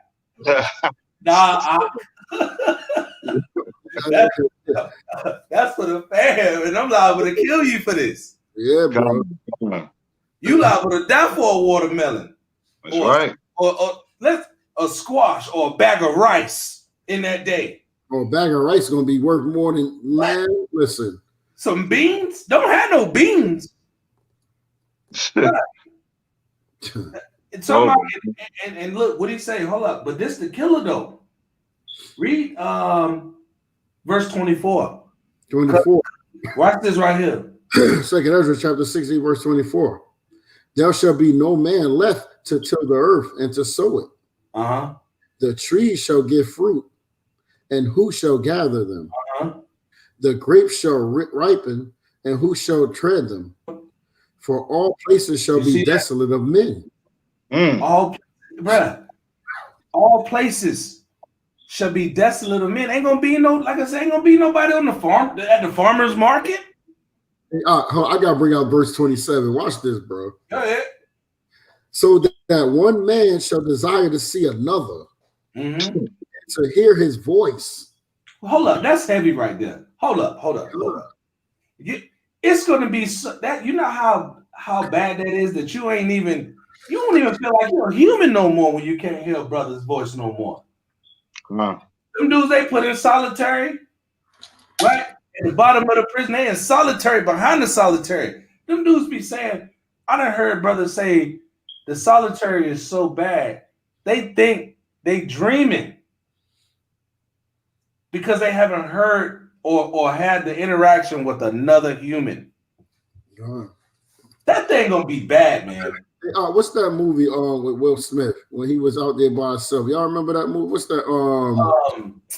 Man, I seen that joke a couple weeks back. When he had the dog, right? Everybody had I Am Legend. I Am Legend, Con. Is that I Am Legend? Yeah, I Am Legend. Yeah. We had the dog and hit his head. Yeah. I seen that a couple weeks back. Or even the other movie with Denzel Washington. With the what's that? Book of Eli. Book of Eli. And you know, and see, that's letting you know you got a black man that got that sword. Right, and look with the sword only. You remember when everybody else looked at it, it was all white pages. He was able to read it, and that's exactly what's going on right now. They know what's going on, bro. And watch this right here. That's spiritual right there, because that's the famine of the word. That's the famine, right? And the only people that's got it is the ones who's keeping these commandments now. All this ain't gonna be no YouTube, ain't gonna be no StreamYard. All that's gonna be, if you ain't got these precepts up here, bro, you ain't got these laws written in up here, bro. It's gonna get ugly, man. It's gonna get ugly, bro. And movie right there. And everybody wanted them. Everybody wanted that book. Yep. Because that's the guide. That's the light. They were searching. They were seeking them then. They were searching for them then. Right. The scriptures is what illuminate them. Then now you want to do what the Most High say do. Why? Because everything that's right here that we done read, that's come to pass. And now you got questions. Right. Now you want answers. You see that? Keep going. What was it? I forgot, man, because we have 27. Verse 27 said, so that one man shall desire to see another and to hear his voice. Watch 28. Watch this. For a city, of a city there shall be 10 left, and 2 of the field, which shall hide themselves in the thick groves and in the clefts of the rocks. As in an orchard of olives, upon every tree there are left 3 or 4 olives. So, bro, jokers not gonna want to see each other because they hungry. They trying to get whatever food they can grab up. Bruh, I'm gonna hit what you said heavier than a mug right there, bro. Cause look, think about it like that. You got 3 wicked brothers, three righteous brothers, 3 wicked brothers. Them 3 wicked brothers gonna be ready to kill each other. Bro, you're not coming over here to get these peaches. These crab apples, these honeysuckles in my backyard. You're gonna get killed for that, bro. Oh, you got a wife? You got daughters? You got daughters and a wife? Oh man. Oh, we coming to get that. What do you mean? Oh, word. Oh, you got the crib? You gotta think about that thing, man. Oh, you in the crib? You in the shade? Oh, wait, y'all got a generator? And some gas? Bro, they coming to get that. They coming to get that. And that's going to be an any means necessary. It's going to really be any means necessary. And that's all that's reserved for the wicked. All that's reserved for the wicked. Go down a bit on this one, bro. I'm going to tell you. That's what I said. This one right here was the one. This 2 Andrew 16. Hey, that's why the power of fasting is so important also. Because in those days right there, when ain't nothing out there, man, only the spiritual gonna know how to withstand in those days. And you know how we fast? We fast with no water or food, huh? That's right. Right. Because there is going to be days when we're going to have to fast. Right. And it's going to have to be, and now that's going to be that day we get tested with our faith. That's right. You know what I mean? That's right. And we're going to have faith that the Most High is going to provide when we need it. Have that Matthew 4:4 spirit. Let's get it. Let's get that Matthew 4:4 real quick. While we talking about it, let's go ahead and pull that out for the people. Come. 4:4. I'm there. Matthew 4:4. But he answered and said, "It is written, man shall not live by bread alone, but by every word that proceeded out of the mouth of the Most High." That's why that book of Eli was so hard. Right. Precept. Perfect precept, Art. That's why that book of Eli was so hard, because everybody was worrying about surviving to feed this. You better feed that spirit and that mind. That's right. That's gonna be your illuminate. That's what's matter of fact. Baruch 4:1. You already knew where I was going. What? I think you want verse 2. Verse 2. Go ahead. Yep. The Baruch. I'm already here. You there? I'm already here. Bring it on. I'm gonna stay at 16 real quick. Okay, Baruch chapter 4, verse 2. Turn thee, O Jacob, and take hold of it. Now I got to bring out verse 1.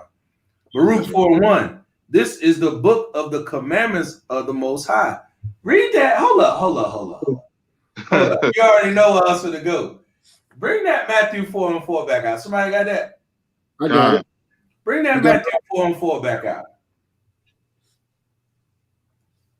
That got to come back out. Because that match up perfectly with this right here. Y'all see we bring it out? Come on. The book of Matthew, chapter 4, verse 4 says, but he answered and said, it is written, man shall not live by bread alone, but by every word that proceedeth out of the mouth of the Most High. Every word out of the mouth of the Most High. What's the mouth of the Most High? This word. This book, that Baruch 4:1. Bring that out. Baruch 4:1. This is the book of the commandments of the Most High, and the law that endureth forever. Watch this. All they that keep it shall come to life. You're gonna be fed. But such as leave it shall die. You're gonna get the famine. Right? Verse 2. Turn thee, O Jacob, and take hold of it. Walk in the presence of the light thereof, that thou mayest be illuminated. And what you say in the movie, what the brother was in the movie, he was the only one that could see the scriptures. I gotta bring one more out on that one. Bring that out, King. Where you at? Ecclesiasticus chapter 19, verse. I start at 18. Sirach 19:18. Con. Okay, con. Says, the fear of the Lord is the first step to be accepted of him, and wisdom obtaineth his love. The knowledge of the commandment is the Lord of his doctrine, is the Lord of the doctrine of life. Read that again. You gotta bring that out from the top again. All right. It says the fear of the Lord is the first step of the accepted, to be accepted of him. And wisdom obtaineth his love. The knowledge of the commandments of the Lord is doctrine of life. Wow. And they that do things to please him shall receive the fruit of the tree of immortality. Wow. The fear of the Lord is all wisdom, and in all wisdom is the performance of the law. Wait. Hold up. The performance of the law. The work. Man, I got a precept too. Go ahead, bring that. When you performing, you putting in that work. Absolutely. When you putting on the show for the Most High, right? Hey, beautiful precept right there. Hey, you bringing something else out right now? I want to go. Okay, let's go to Deuteronomy 8 real quick. I don't know. Let me see where we should start at on this one, man. Matter of fact, I mean, we could start at 1 to 3. You want me to read it for you? Yeah. You said Deuteronomy 8. Yeah, start at 1 and go down to 3. Oh, yeah. We got to bring that out. Deuteronomy 8, verse 1. All the commandments which I command thee this day shall ye observe to do, that ye may live. That ye may live, right? And multiply. And go in and possess the land which the Most High sware unto your fathers. Verse 2. And thou shalt remember all the way which the Most High thy power led thee these 40 years in the wilderness, to humble thee. And this is, I'm gonna tell you, man, when we left Egypt, bro, when we leave Egypt again, brother, we're gonna have to remember these scriptures right here, man. How he led us out of Egypt that first time. Right? And this is going to get right down to what we was talking about. Go ahead, Art. Hold up. we got to remember something real quick. It said that he put us in the wilderness to humble thee. That's exactly what he did here. He put us in Babylon here, Egypt here, to humble us. Right. To humble down by turning back to him, right? And watch this. To prove thee. Like you said, like the brother said, to prove us in that day. When that famine and that fasting come, the Most High doing what to us? To prove us. That's right. To prove that we worthy of the blessing that he gonna give us. Right. Hey, that also going on what we read earlier when he said that he's going to bring that 2/3 going to be cut off, but that 1/3 is going to be taken through the fire. Man, we're going through the fire on this, man. And we're going to be purified through this. Go ahead, huh? Right. To prove thee, to know what was in thine heart. Watch this. Whether thou wouldest keep his commandments or no. That's right. It's all about the commandments. Keep the commandments, live. Break the commandments, die. This is the book of the commandments. I love my commandments. Blessed are they that keep his commandments. Blessed. Right? You want more on that, right? Oh yeah. You want that. You gotta keep. You get it. Yeah. And he humbled thee. And watch this. And suffered thee to hunger. Right? And suffered thee to hunger, right? We're just getting into that. Go ahead. And fed thee with manna, right? Which thou knowest not. Neither did thy fathers know, that he might make thee know that man does not live by bread only, but by every word that proceedeth out of the mouth of the Most High doth man live. There you go. Doth man live? Man, I'm gonna tell you, man.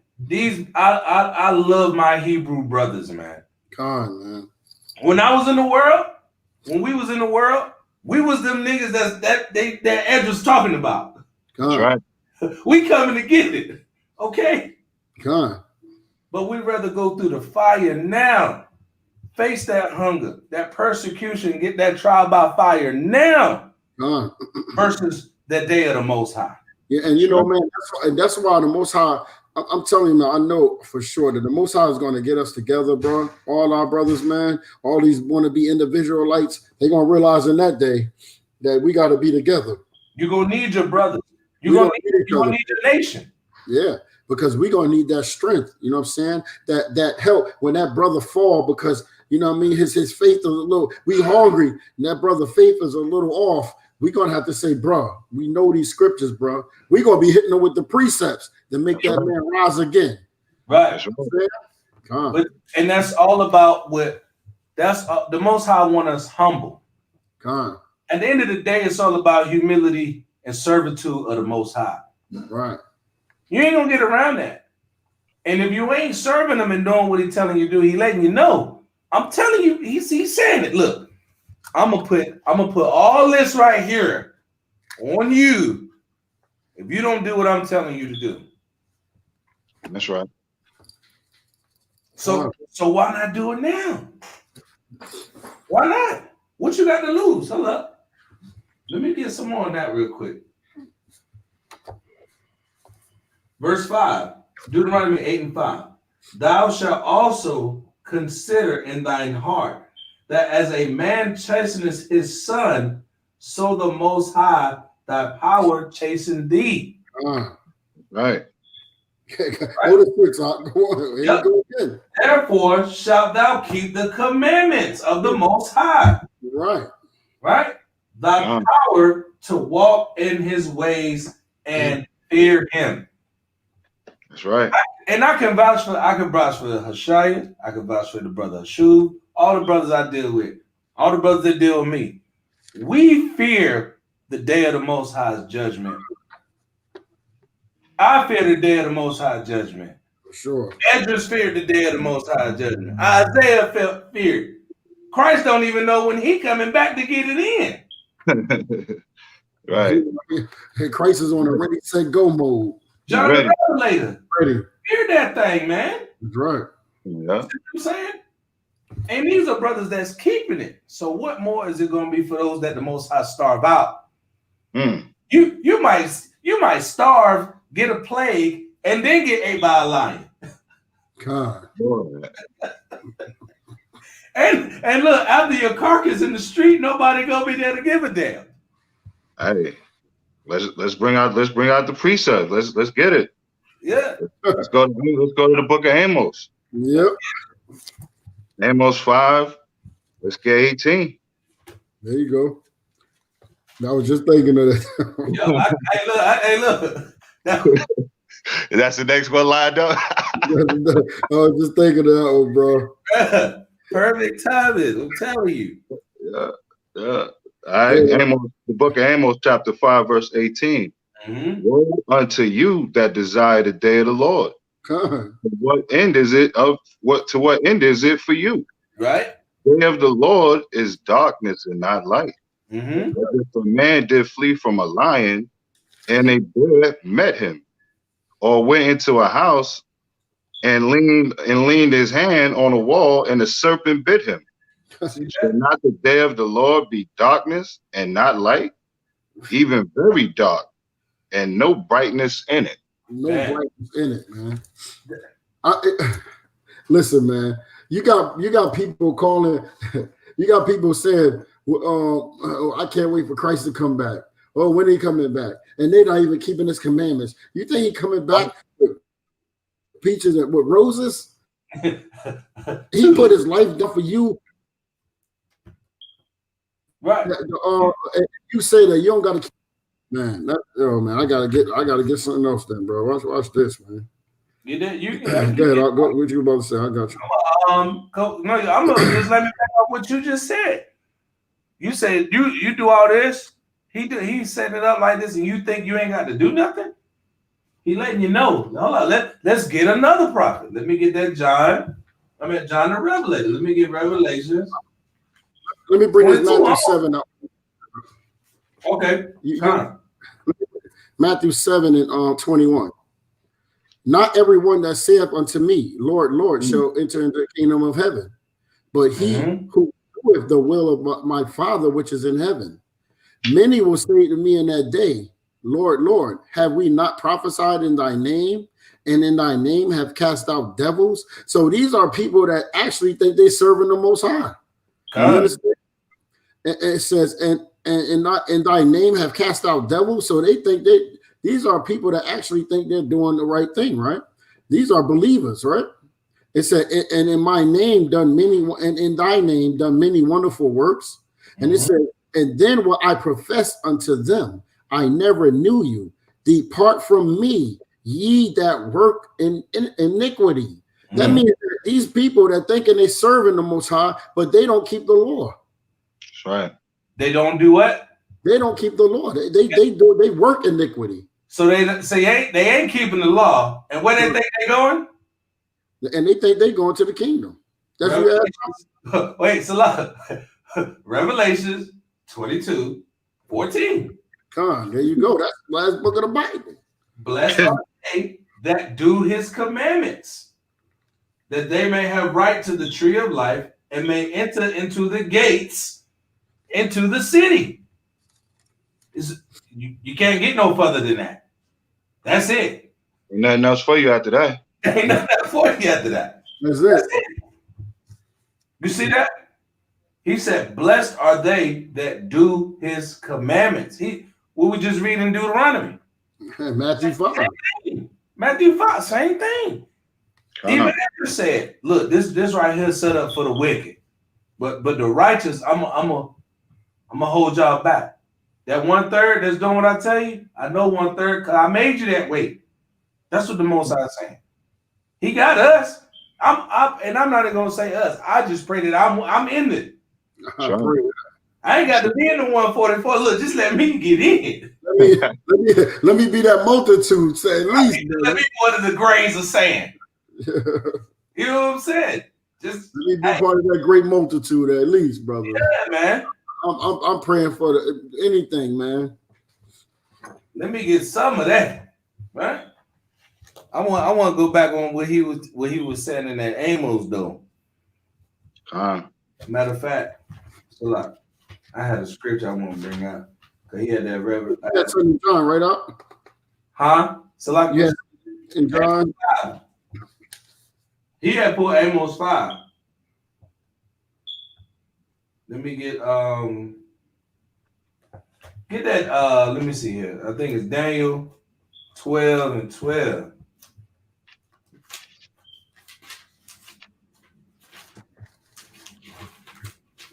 It's all about that. Wait. Yep. I'm gonna have to bring this Isaiah out too. Isaiah 5. Watch this right here. Daniel, I gotta bring this out. Daniel chapter 12, verse 12.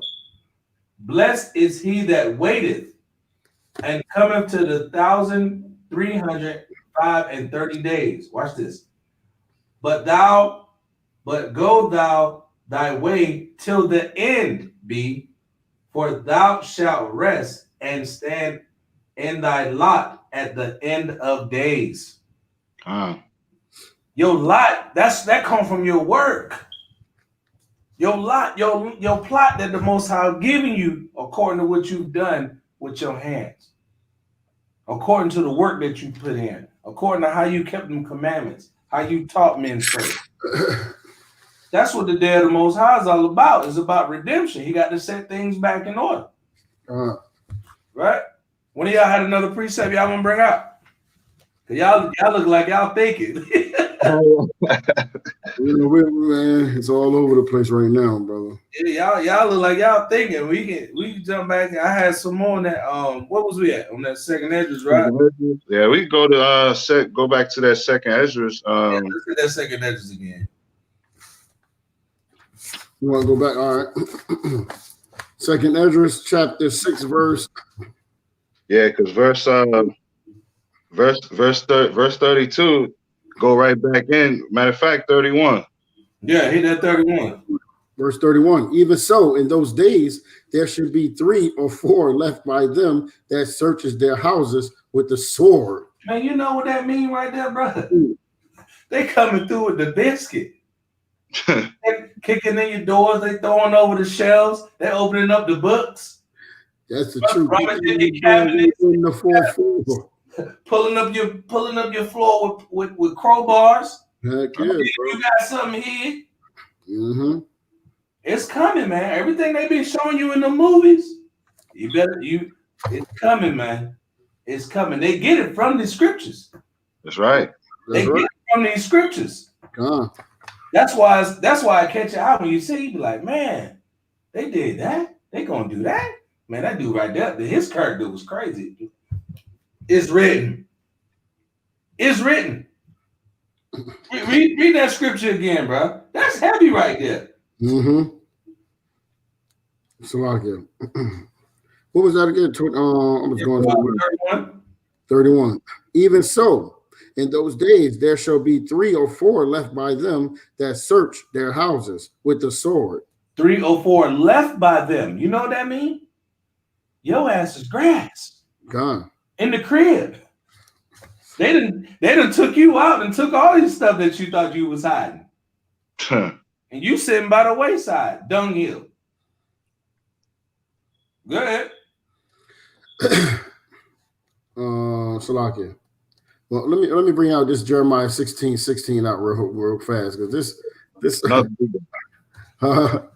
another heater. This is one of my favorites. I think we brought that one out, didn't we? No, not that. Bring it out again. Jeremiah 16, verse 16 said, behold, I will send for many fishers, says Yahweh, and they shall fish them. And afterward I send for many hunters, and they shall hunt them from every mountain and from every hill and out of the holes of the rocks. And out of where? Out of the holes of the rocks. Hold up. Isaiah, we get that Isaiah 2:19 real quick. Out of the holes of the rocks, them fishermen, them hunters. Let's get that Isaiah 2:19 real quick. Let me jump in there. Fishing season gonna be over soon. Watch this. Yeah, fishing season gonna be over soon. That's Watch right. this right here. Isaiah chapter 2:19, and they shall go into the holes of the rocks and into the caves of the earth for fear of the Most High and for the glory of his majesty when he arises to shake terribly the earth. In that day, a man shall cast his idols of silver and his idols of gold, which they made each one for himself to worship, to the moles and to the bats. That's right. To go into the clefts of rocks and into the tops of ragged rocks, for fear of the Most High, for the glory of his majesty, when he arises to shake terribly the earth. He gonna use us to do that. Right. We're gonna be the ones hunting you, man. There's a lot of stuff that's gonna be going on. There's a lot of stuff going on. And that's why brothers got to get ready, man. That's right. Mentally, spiritually, and physically, man. Matter of fact, let me hit you with another one. Let me get that Haggai. Cause that'll be, hey, look, the minor, what they call them, the minor prophets. You gotta go into them every now and again too. That's right. Hit that Haggai 2 and verse 6. Watch how heavy this is. Haggai 2 and 6. Let me know when y'all got it. Hold on. You know that Haggai is down here. Hey, look, that Haggai in the cut. They call them the minor prophets, but the minor prophets be all meat, all steak. Yeah, do. Haggai 2 and 6. Yep. Haggai chapter 2, verse 6. Watch this. For thus is Yahweh of hosts. Yet once it is a little while, and I will shake the heavens and the earth and the sea and the dry land. And I will shake all nations, and the desire of all nations shall come. And I will fill his house with glory, says Yahweh of hosts. You see that? He's talking about us. He's going to fill this house. The nation, right. The house of Israel. Everybody else, all the other nations. And let me tell you something. If you are the house of Israel or the seed of Abraham, and you ain't keeping these laws, you are the heathen. You're the enemy to the Most High. That's right. You're an enemy of the Most High. And you're going to get the same judgment as the enemies of the Most High. That's right. Because you are enemy to the Most High. Yeah, because you're a disobedient bastard son. That's what you. That's who you is. And what we used to do to the disobedient bastard son, we used to take him in the field and stone him. That nigga had to die. Hey, look, that shall go to move, right? The stoning. He said the kingdom, he want to be a designated stoner.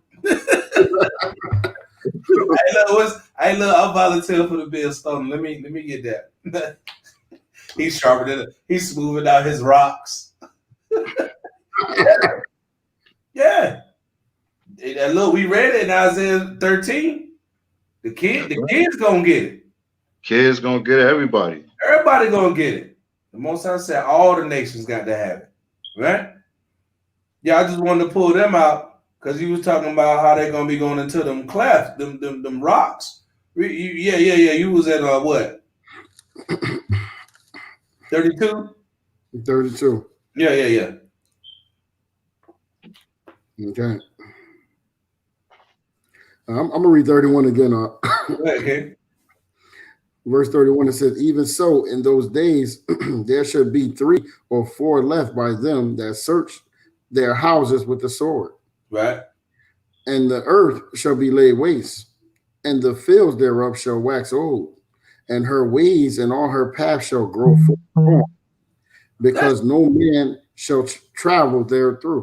Now, you ever see that farm that don't nobody go till no more? That all the stuff, the weeds and stuff just die off. The ground get hard and brown. Hey, that's just like the movie. What would we say that movie was again? Road and the Book of Eli. Yeah. Hey, look, your shoe. Yeah. You seen that book? I mean, not that book. Salak. You seen that movie? The Road.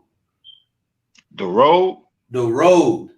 I still ain't check it out yet. Huh? Hey, look, man, listen, man. One day we might have to just do a review on that joint. I promise you. What's it on?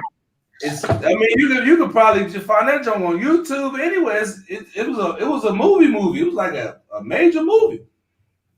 I promise you, they went into second address, 15 and 16, read this and made a movie. I'm talking about ain't nobody around. The people that is around trying to eat you, trying to kill you, trying to rape you. Wow. You know what I'm saying? No power, no water, no electricity, right? Open fields, shot on sight. You know what I mean? It's just like this, bro. It's just like this. If y'all get a chance, man, watch that movie, The Road. I'm telling you. The Road? Yeah, The Road. That mother gonna hit home. She gonna hit home. Because it lined up perfectly with the scriptures, man. They had to read it. Just like, they did the War of the Worlds, talking about, the aliens and all that just coming back, blasting fire down. They read that out the scriptures. Hey, the road, like how you spell it, the road, is it spelled different than like regular road? No, THEROAD, the road. Like that? Oh, okay. Yeah, let me see. I might can pull it up. At least see. I just couldn't. I was trying to see, was it on Prime? Yeah, The Road movie. Let me see. They get funky with it, but RHODE or something. I thought it was gonna be something like that. Yeah, hold on. And look, it's Esau in it. Let me see if I can. I'm gonna try to share my screen real quick, bro. Hold on. All right. Let me see if I can.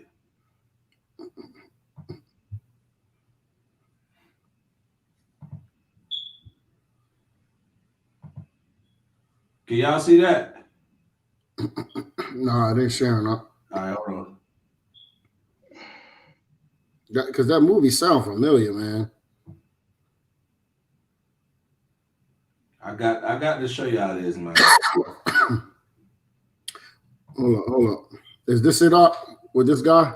Can y'all see it? Okay, yeah. Yeah, you know what? I started watching that. I started watching a little bit of that. Hey, when he got his son, man. Hey.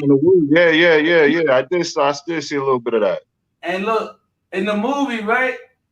He's sick. He got the plague on him. The daddy got the plague on him. You know what I'm saying? And his son trying to keep him alive. He got to get medicine for him. His son about to get ate up.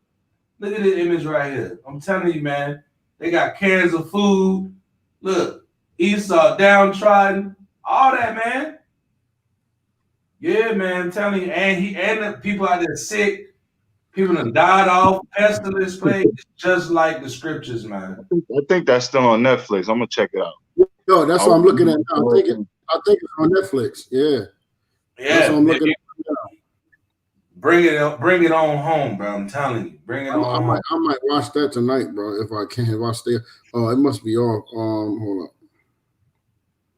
It must be off. No, I saw it. I've seen it a couple times, but I ain't seen it in a few years. But either way, it's good, and it's really like this.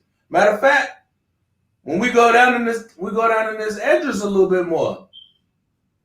When you go down in this address a little bit more, it's gonna bring it out more. What was we at? You was at 32. 32. Watch this. You see how it looked? It was all brown. The fields look all burnt up and done. Everybody was like looking sickly, and it wasn't a good time to be here. Like a waste place, yeah. Right. It's not a good time to be here. Yeah. Watch this. Read that. What was we at? 33. 32. 32. You want to read 32? All right. And the earth shall be laid waste, and the fields thereof shall wax old. Didn't it look like that? And her ways and all her paths shall grow full of thorns, because no man shall travel there through. You see that? No man shall travel there. It's gonna be lonely, desolate, isolate, and you really gonna get humbled. You gonna get humbled in that day, man. Right? Go ahead. Verse 33: the virgin shall mourn, having no bridegrooms. Hold up. That go to Isaiah 4. Hold up.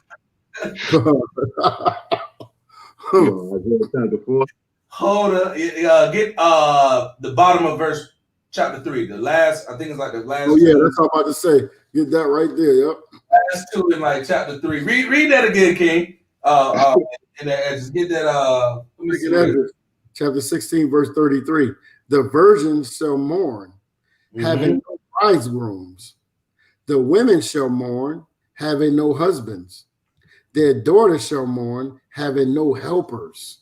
What? Having no helpers. Their daughters shall mourn. What's going on? And it says the virgins shall mourn, having no bridegrooms, no dudes, no protection. God. Read that Isaiah. Where we at? Chapter 3 and jump down to verse. I know that. Yeah, it's at the bottom. Here we go. Right before you get to it, when it said start at verse 24. Cause you think you're gonna have some dove? You think you're gonna have your Victoria's Secrets in that day? You're gonna have your Bath and Body Works splash bombs? No. Yeah, yo, a lot of them. A lot of brothers gonna be like, man, I don't want her making it. She's smelling weird out here, man. She's smelling like she been on the road. Talking about 3 and 16. Hit 3 and 24. Verse 24. Isaiah 3 and 24. And it shall come to pass that instead of sweet smell, there shall be stink. Mm-hmm.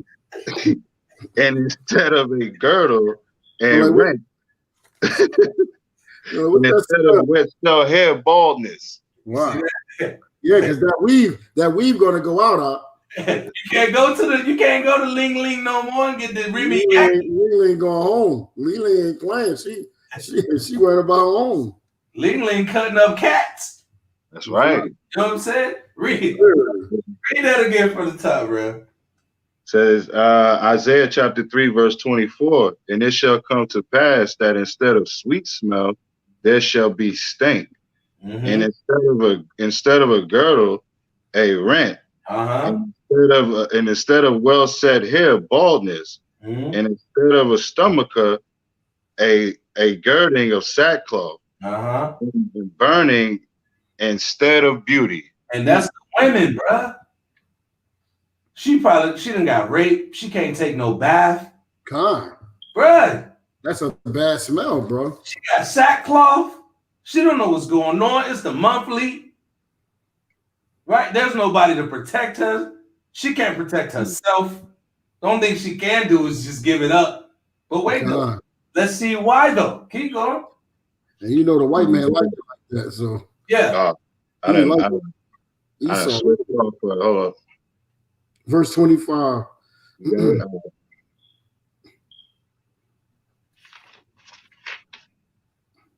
Because this line up perfectly with what you just read. Verse 25, thy men shall fall by the sword, and thy mighty in the war. In the what? In the war. In the war. Go ahead. Verse 26, and the gates shall lament and mourn, and shall being desolate shall sit upon the ground. She shall be what? Shall sit upon the ground. Shall I bring that Esdras 16:33 out? Esdras chapter 16, verse 33. The virgins shall mourn, having no bridegrooms. The women shall mourn, having no husbands. Their daughters shall mourn, having no helpers. Watch this. In the wars. In the what? In the wars. Shall their bridegrooms be destroyed. And their husbands shall perish of famine. You see that? Tell me, look, hey, these brothers know what they talking about. So that should be a precept right there. That's right. You better line that Isaiah, the 3rd chapter with that 2nd Esdras. That's right. Yeah. That's beautiful. Beautiful precept.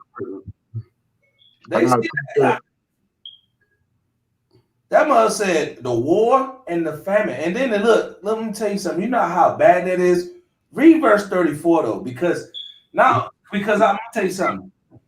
When the day of the Most High, when he do this, man, he gonna humble a lot of people. Because I'm gonna tell you a proud group of people. Women.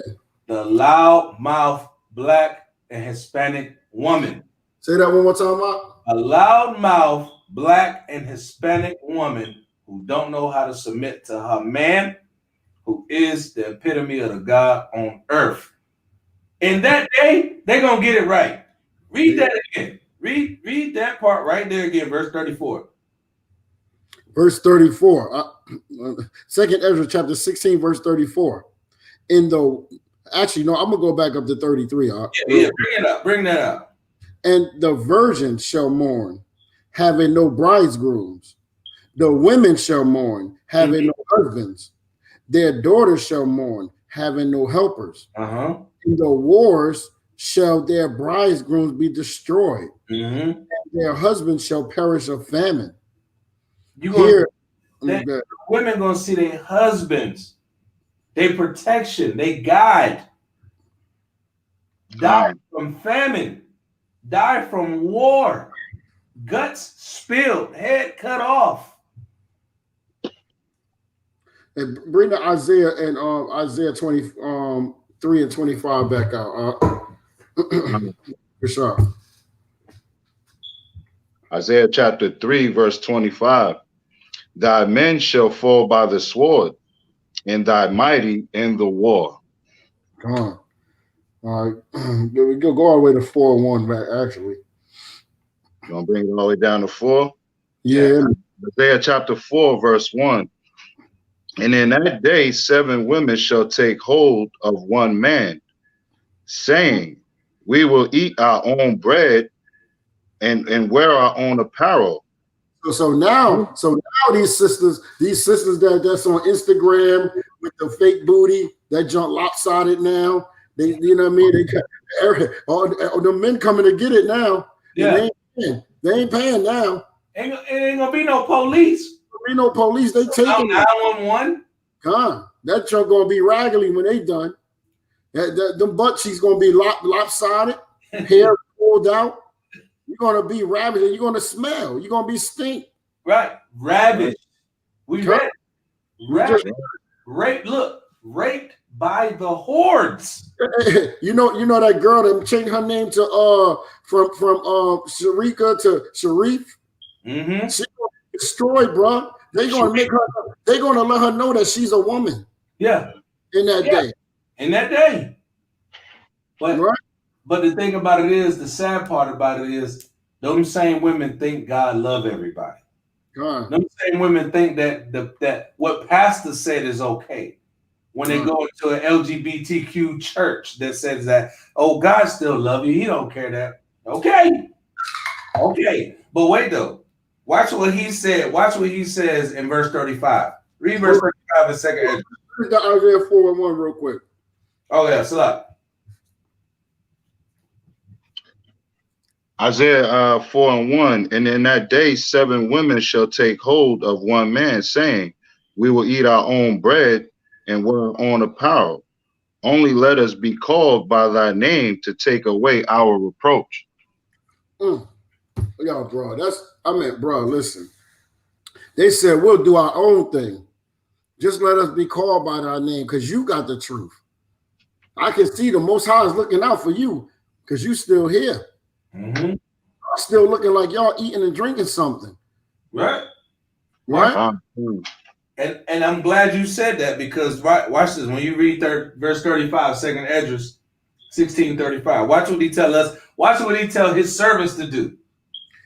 Salakia, second Esdras chapter 16, verse 35. Hear now these things and understand them, ye servants.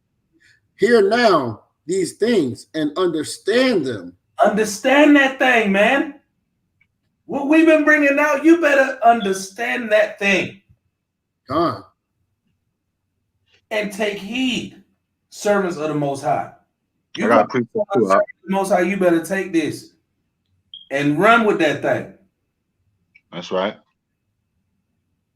Watch this. Verse 36. Behold, the word of Yahweh, receive it. Believe not the gods of whom Yahweh spake. I mean, you ain't gonna get no power from these other gods, these idols. They all that's gonna be cast out. They're gonna have no power. They're gonna be calling on the universe to help them out. I'm gonna call on the power of the ancestors. Okay. A lot of these brothers gonna be calling on themselves, man. A lot of these brothers is God bodies, man, thinking that, they could, I could create and do all these great things, you know what I'm saying? A lot of these brothers gonna be calling on themselves in that day, man. And you know what? I'm gonna stop him at the door. I'm like, yo, call on you. You deliver yourself, God. Deliver yourself about this, man. Deliver yourself, woman of you God. But look, though, you know how they be like, we're going to call on the spirit of the elders. Guess what? The elders going to be old men in the flesh. The spirit of the elders going to be on them, too. They coming through. You young and right? Yeah. Let me throw this precept up. Go ahead, kid. Jeremiah chapter 4, verse 30. When thou art spoiled, what wilt thou do? Though thou clothest thyself with crimson, though thou deckest thee with ornaments of gold, though thou rentest thy faith with painting, in vain shalt thou make thyself fair. Thy lovers will despise thee. Wow. Salaki, where you at? Jeremiah chapter 4, verse 30. Oh, yeah, I gotta get that hold of it. Con. All right. Excellent precept, Rev. It says, and when thou art spoiled, what wilt thou do? Though thou clothest thyself with crimson, though thou deckest thee with ornaments of gold, though thou rentest thy face with painting, in vain shalt thou make thyself fair. Thy lovers will despise thee. They will seek thy life. For I have heard a voice as a woman in travail, and the anguish of her that bringeth forth her first child. The voice of the daughter of Zion that bewaileth herself, that spreadeth her hands, saying, Woe is me now, for my soul is wearied because of murderers. Because of murderers. The spirit of the elders is going to come like who? Because of murderers. Yo, beautiful precept, Hey, like we said, man, if this end time prophecies don't put fear in your heart to serve the Most High and do exactly what He's saying, it ain't meant for you. It can't be meant for you. I couldn't be a woman and hear that. If I was listening to this, and as a woman, would y'all just brought out the last like 10, 15 minutes? Hey, you want to know what's deep about that? My wife sent that to me in the chat just now. Wow. See, hey, look, the rib, like, look, that's my king right there. He put in the work. Oh, good. All praises, yo. That was going through the fire. You going through the fire so that you and your rib and your family don't see the day of the Most High. And that's why we on here. That's right. That right there, man, that's heavy right there. And I done read that plenty of times, but I ain't never linked it up. Yeah, I ain't linked it up with the edges. Yeah, I have to put that in here, man. That's definitely gonna link with Ezra's. All praises, man. Tell the sister to water. And now understand the service of your home. I'm sending it to you. Watch this right here. I'll send it to you. Because I got a preset for that one. Con.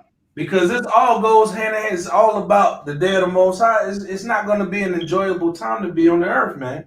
It's not going to be fun times. Lamentations 117. Lamentations 117. Yeah, man. Bring that up. I'm gonna go to Isaiah 1 and 15. All right, I'll bring this one out. Lamentations 1:17. Zion spreadeth forth her hands, and there is none to comfort her. The Most High hath commanded concerning Jacob that his adversaries shall be round about him. Jerusalem is as a mistress woman among them. You see that? That mistress woman? Oh, that means we can do whatever we want to do. That's a lot of bad things, man. A lot of bad things, man. That's how Jerusalem is. That's like a mistress woman surrounded by the armies. Not a good thing, man. Not a good thing. You had something you want to bring out, King? No, you good. You got. Oh, okay. I thought you had a preset. All right, so let's get verse 37. Salakia. 37. Behold, the plagues draw nigh, and are not slack. How many times you say he ain't gonna let up? That's right. Go ahead. As when a woman with child in the 9th month bringeth forth her son. Within 2 or 3 hours of her birth, great pains compass her womb.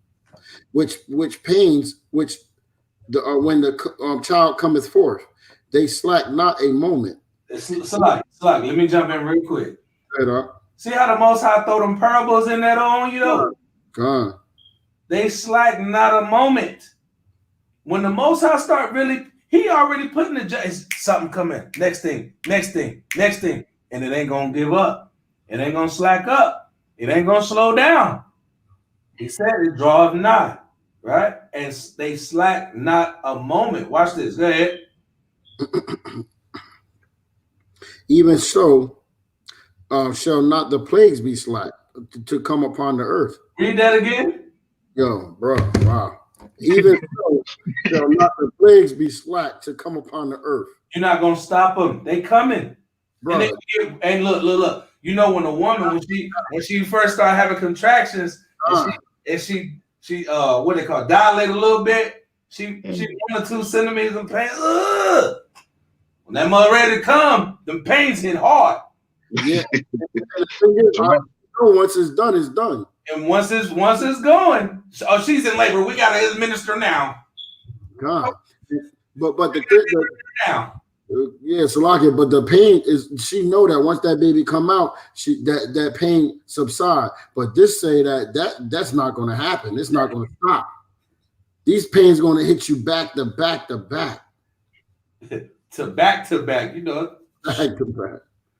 It says, even so shall not the plagues be slack to come upon the earth, and the world shall mourn. The sorrow shall come upon it on every side. On every side, you know what that means? Everything that can go wrong is going to go wrong. And you can't escape it. And you can't get away from it. So let's just look at it from what happened with Rome, right? Civil unrest within the country, right? Natural disasters. They had war, right? Corrupt government, rich white folk running the show. Elected officials stealing, robbing, they stabbing and shanking each other in the streets. Here come these other folks running up on them.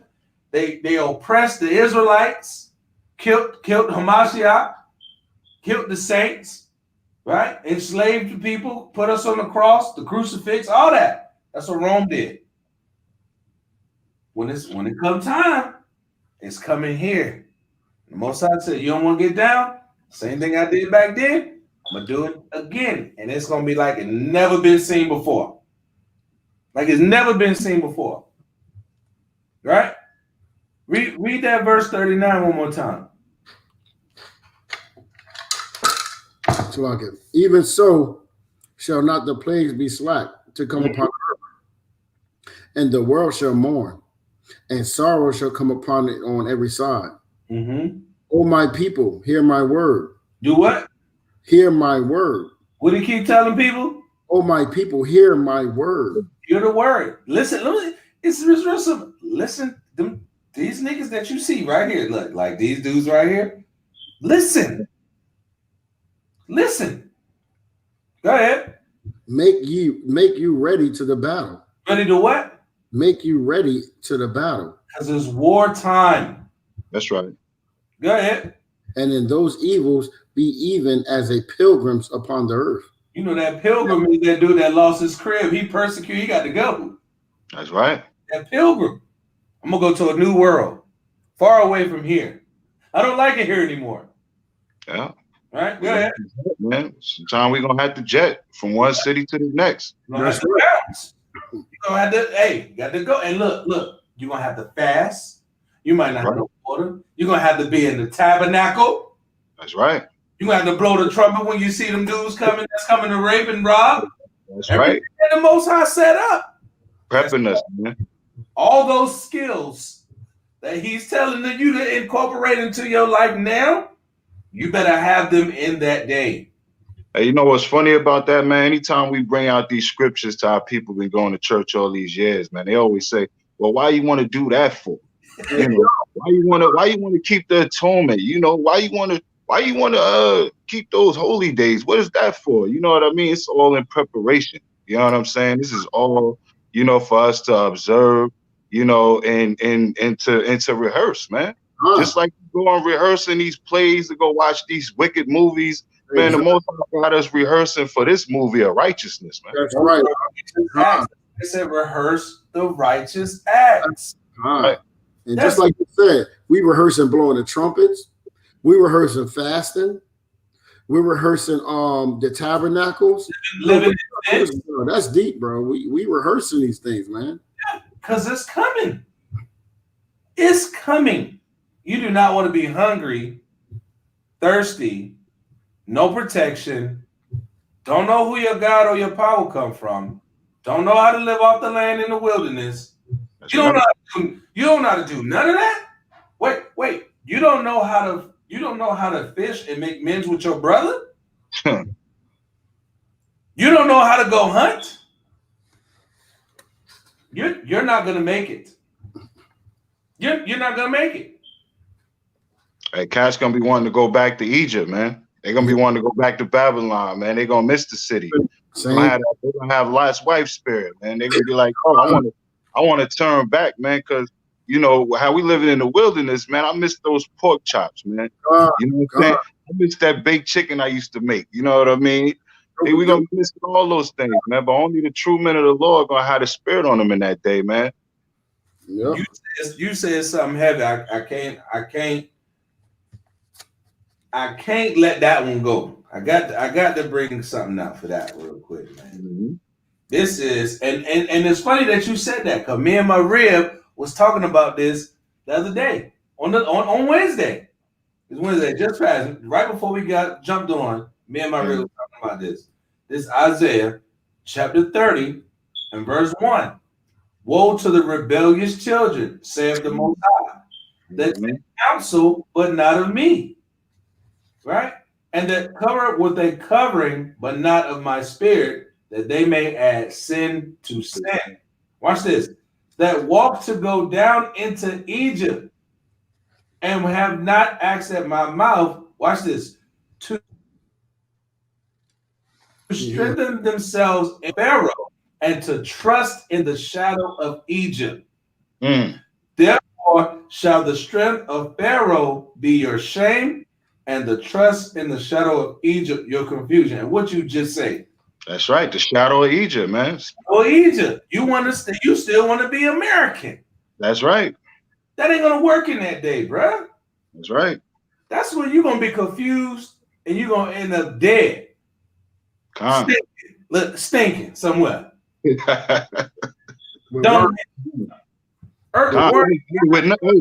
no precepts. No precepts.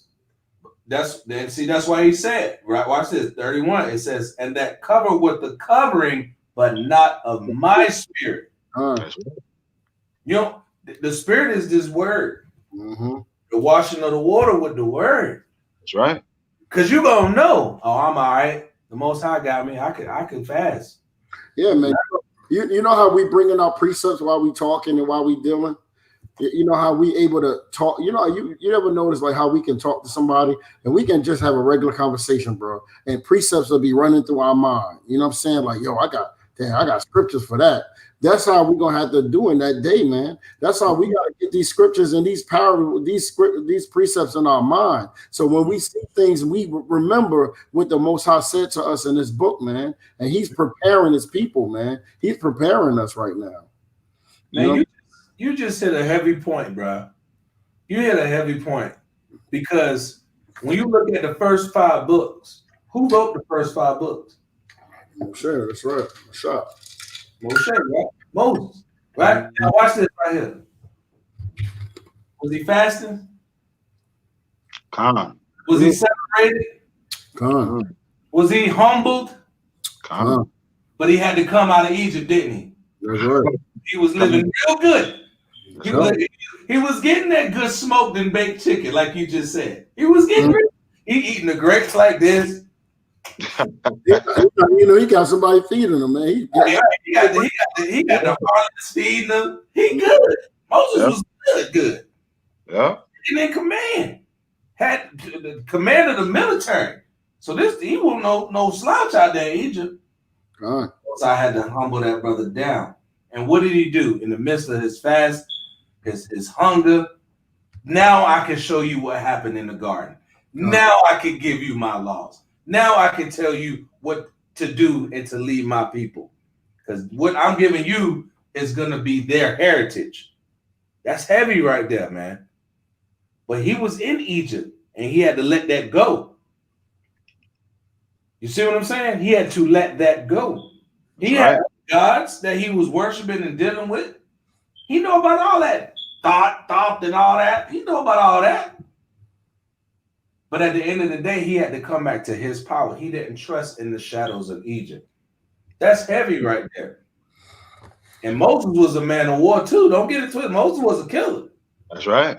Don't get it twisted. Moses killed you now. Warrior status. But he had to humble himself. He had to humble himself with them other with the one. Man, I ain't trying to hear that, man. Y'all niggas trying to teach me. I don't want to hear that nigga. Right? They had to get up out of there. They couldn't make it 40 years. He had to get them up out of there. Same thing gonna happen. Same thing gonna happen in the day of the Most High. You know what I'm saying? Let's get one of y'all had a precept. Nah. Okay, come. Let's get verse. Oh yeah. Verse 40. That's perfect. We still getting it on the Ezra. Yeah. Get that verse 40 real quick. All milk right here, man. It's all meat, rather. The whole thing. Yeah. Verse 40. It said, "Oh my people, hear my word. Make you ready to the battle, and those evils be even as pilgrims upon the earth. Right. He that selleth, let him be as he that fleeth away, and he that buyeth as one that will lose." One that what? That will lose. Hey, look, you ain't gonna be able to store up nothing. Your money ain't gonna mean nothing, bro. It ain't gonna mean nothing, man. Got a damn. Go ahead.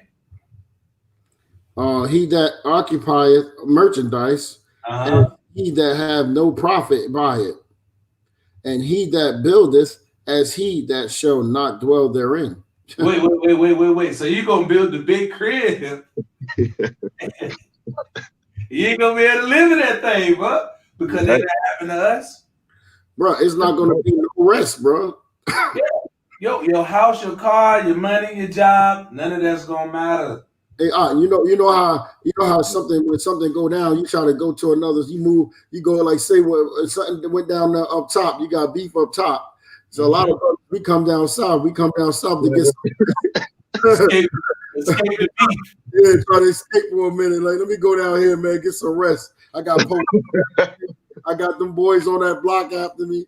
You come down here to get some sleep. There ain't gonna be no sleep down here. Nah, so ain't gonna be no sleep. Watch this right here. Oh yeah. What was you at? 42. 42. Yeah, bring that up. 43. 43. Select. He that soweth as if he should not reap. So also he that planteth the vineyard as he that shall not gather the grapes. Everything, well, you know what that means? Everything that you planning according to what you want to do, it ain't gonna work. It ain't gonna work. It ain't gonna work. It's gonna be the total opposite of what you think is gonna happen. You're gonna plant the grapes, you out there, you got a little farm in the crib, you got the 12 gauge loaded up, you got slugs in it, bird shot for the first 2 rounds. Right. Guess what? Ain't gonna work. Hey, look, I'm gonna jump back here, but I gotta read 40 again. Watch what it say. It say, "Oh my people, hear my word. Make you ready to the battle, and make thee ready unto the battle. And in those evils be even as pilgrims upon the earth." He's talking to the people of the Most High right here. This is my people. He's talking to us. And you know what? The pilgrims, if you're a pilgrim, you sojourning in another land, you better humble yourself. You better humble yourself. And you know what's funny though? In that day, they're gonna love the brothers that was in the camps. Absolutely. They love the brothers that was in the camps. Know why? Because we already went through the fire. That's right.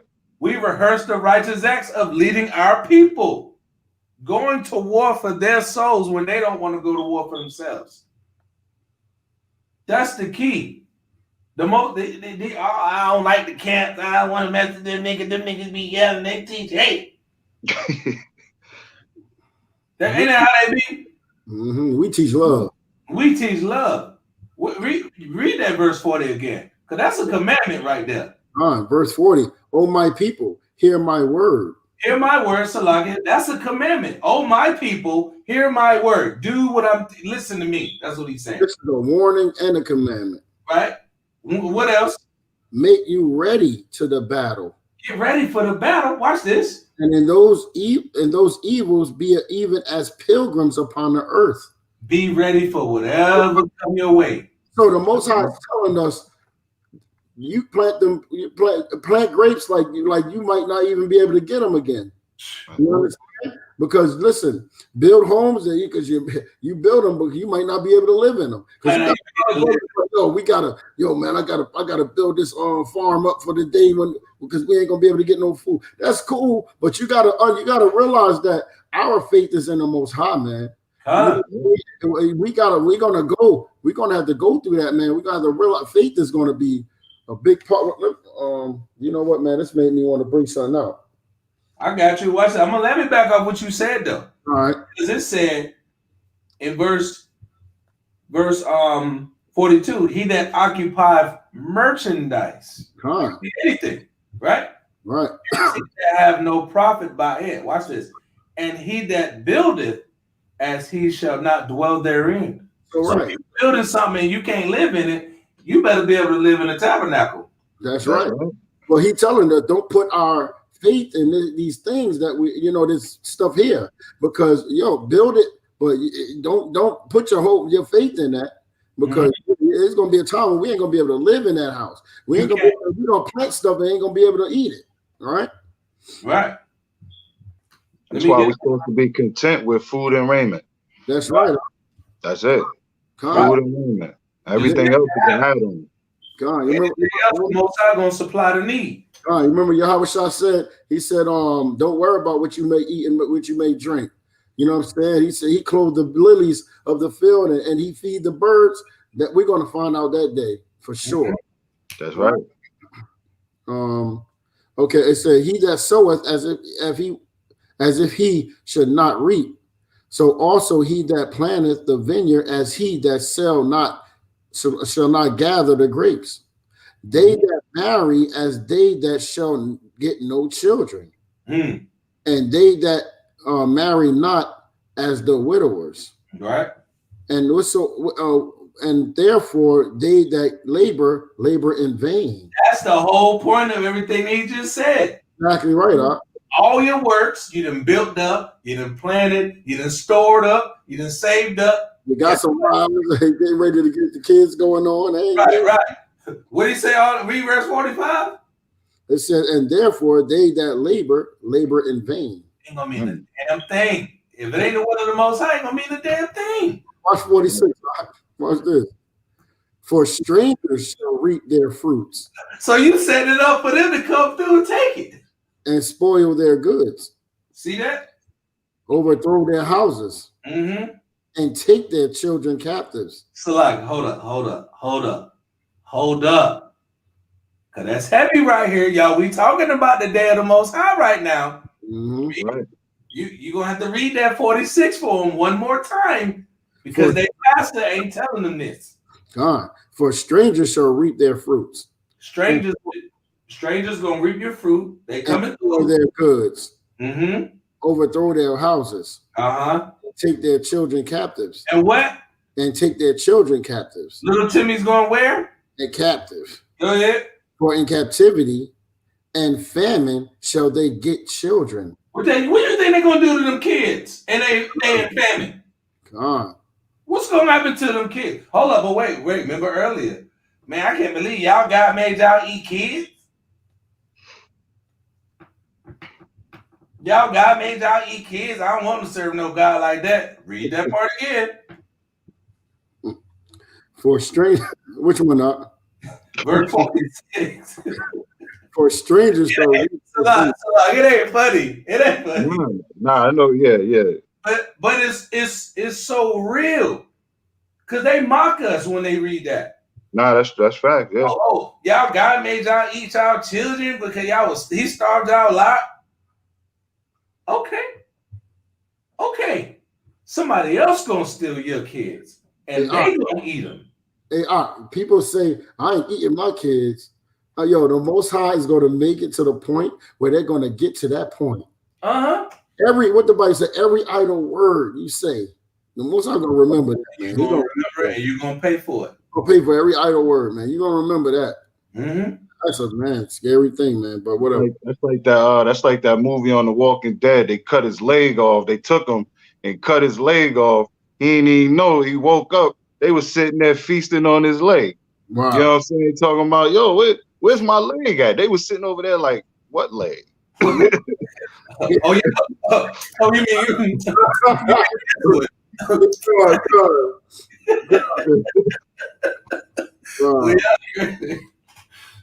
Crazy. That man leg, they done put him to sleep. Yeah. They done turned his leg into a smorgasbord. Yeah. Oh man. Hey, it's gonna go down. It's messed up, but hey, just like they mock at what we doing, man. The Most High is gonna laugh at their calamities, man. So it might sound funny, we laughing, you know what I mean? Hey, it's gonna come upon them like that, man. They ain't gonna be ready for it. Right. Be ready for it. You know why? Because they can get in the car and go right to Wendy's right now. That's right. You know what I mean? Well, that day when you can't go to the store, you can't even find no garbage. You ain't gonna be able to find garbage no more, man. Garbage gonna be eaten up. That's right. I saw a video earlier. Dude was talking about what happened to Venice Beach. All of the homeless people that took over Venice Beach. They can't even walk through Venice Beach, you know what I mean, in peace and safety, man. The homeless people taking it over. So it's gonna be Walking Dead out here real soon, for real. Let me back off what you said. Let me back, because remember back in the day, they used to pick on the brothers and the homeless dudes that used to live on Skid Row. Right. Remember Skid Row was Tentville, right. USA. Now guess what? They was riding through in their Mercedes and Beverly Hills and all that, and the rich blondes and all that. Mm-hmm. Now guess what? Well, they where you live at. That's right. And let them fires keep going. You're gonna be right there beside them, and you're gonna wish you. And look, you're gonna wish you had a tabernacle to live in. You're gonna wish. See, the Most High about dealing with the meat too. That's right. He about dealing with the meat, and I'm gonna tell you, the Most High will humble you when you ain't got nowhere to lay your head. That's right. That's right. You ain't got nothing to eat, and you ain't got nowhere to lay your head. You gonna get humbled real quick. Real quick. So you're gonna start thinking about something. What I do wrong? I need to change something. Something got to give. You know what I'm saying? We're gonna have to get back to that. But I just wanted to let me back off what you just said, because if you go to Skid Row and you look at that, all tents, man, dope needles, everything, and now Venice Beach, San Diego Beach, Palm Beach, all that, all Homelessville, Tentville, USA at the beach. Hey, and they setting up chilling right on the beach, going swimming, you know, waking up, going swimming, going back to the tent. Yo, it's crazy, right? Because I went there one time, right? I parked my truck right on Venice Beach, right? Like across from Venice Beach. And you could actually, you know what I mean? And it's bugged out. I slept out there, you know what I mean, in my truck.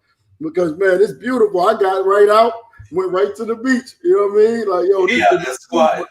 Bro, I was like, this could be home right here. You know what I mean? Across the street. I got my truck with the bed. I'm good with the TV. Good. You know what I mean? Good. Out here at Venice Beach, chilling, living large. Where you live at? Venice Beach, baby. Where you live at? Yeah, I live on Venice Beach. Yeah, man. I live on Venice Beach in my truck, baby. Right. We got some more though. We got some. Oh yeah, you was at 46, right? Yeah, 46. For strangers shall reap their fruit and sport. No, actually, 47. 47, it said, and they that occupy their merchandise with robbery, the more they deck their cities, their houses, their possessions, and their own persons, as for the more will I be angry with them for their sin, says Yahweh. Now, didn't we just talk about that with Venice Beach and Skid Row? We literally just brought that out. Read that again, cause they proud. You see, when you proud, you ain't gonna you think you're gonna still be stunting and shining on people, whatever. I don't know what the new kids call it these days. Shining, stunting, I don't know. Flossing, I don't know. One of those words that mean you look good. You think you're gonna be like that in that day? And ain't nobody coming through? Right? Yo, we gotta go down, man. This is so much. Right? Oh yeah, this is good stuff. This whole thing is serious. 47, and they that occupy their merchandise with robbery, because a lot of them people up in the mountains, man, they robbed and murdered people for that money, man. They've been robbing our people. They've been robbing. They robbed the mess out of us. They got it by wickedness. Yeah. You all right? And the more they deck their cities off our backs. Their houses off our backs, their possessions off our backs, and their own persons off our backs. The more will I be angry with them for their sin, says Yahweh. Check it out. As a whore envieth a right, honest, and virtuous woman, so shall righteousness hate iniquity.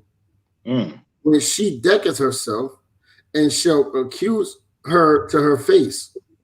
When he cometh, that shall defend him, that diligently searches out every sin upon earth. Hold up. You think you're gonna get away with it? People think they're gonna get away with it. He said he gonna do what? Read that last line again.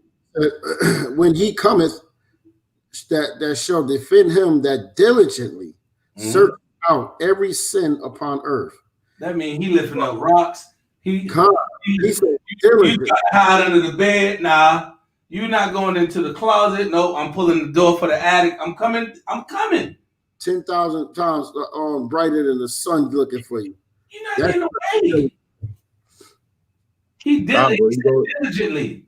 You go back to verse 50, so shall righteousness hate iniquity, man. So, like how our people right now, man, we out here, we mad. People looking at us like we tripping.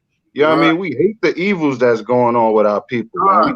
We trying to reprove and correct our people, man, bring them to righteousness. But they can't take it. That's right, huh? Man, hold up. It said diligently. I gotta pull that. We try to get some understanding. Takes a couple. Give them some English. Give them some language. Break down these words. That's right. Give them some words, right? Because Lord, He said diligently. Man, it's time to fast more, man, and pray more, man. That's right, bro. We got, man. This lesson right here, man. If this don't get brothers prepped, man, getting prepared for this, man, because I'm telling you, man, this basically showing us how to prepare, man. This second Ezra 16. And we need more of that Zephaniah 2-1 spirit out here, man. We gotta stop. We gotta stop trying to split up ourselves. If we're in righteousness and keeping these law, statutes, and commandments, man, that's how we gotta be. Because these militias, all these evil groups, man, they all stacked up together. They don't care about what camp you with. They don't care about you sitting at home being an individual alike. They trying to come and take us out of here. That's right, bro. Right. They look at us all the same. That's right. He said. That's why he said. We see. Let me select. That's why he said before the decree. That's right. We are telling you what the decree is going to be. God. The day of the Most High. That's the decree. That's the judgment. That's the punishment. Now he said in verse 50, diligently searching out every sin upon the earth. Watch what diligent means. Diligent, having or showing extensive care and consciousness in one's works and or duties. Watch this.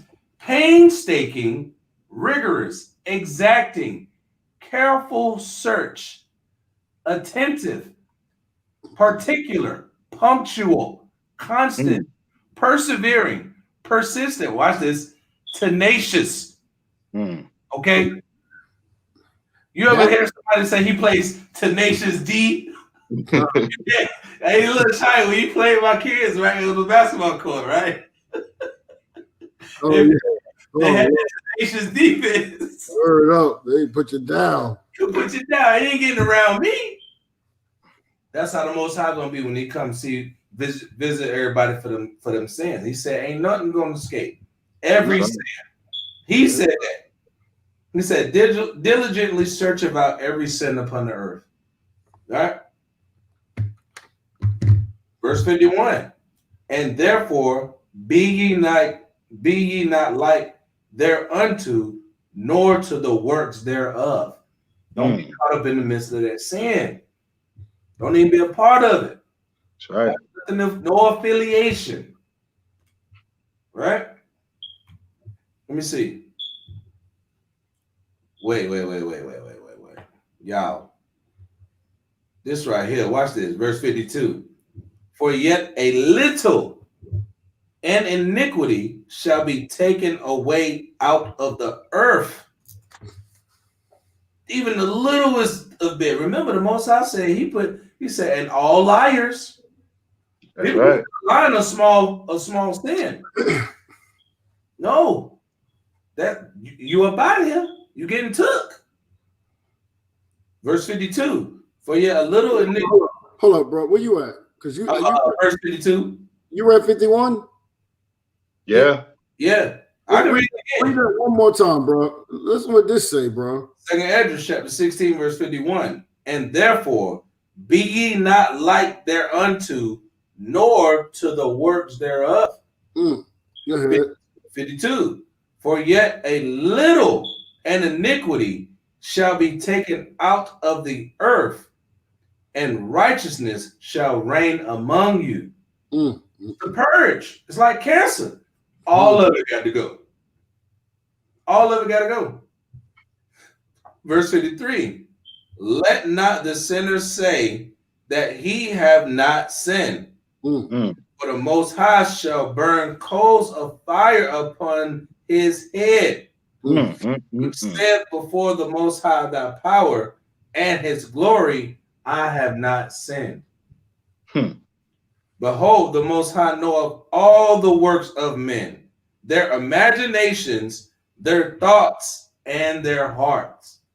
And you know the same thing about that last part, man, is most of our people still don't even know what sin is. So they're gonna be, you're gonna have a lot of our people in that day that's gonna be like, "What's sin? I ain't commit no sin. I'm saved and sanctified. I ain't worried about no sins." And then what you just said That goes what I read out earlier when Yahawashi said, "I never knew you, ye workers." I never knew you, workers of iniquity. That's right. Like, yo, I did what you told me to do. Right. Nah, no, you didn't. You mocked the prophets. You spit in brothers' faces, right?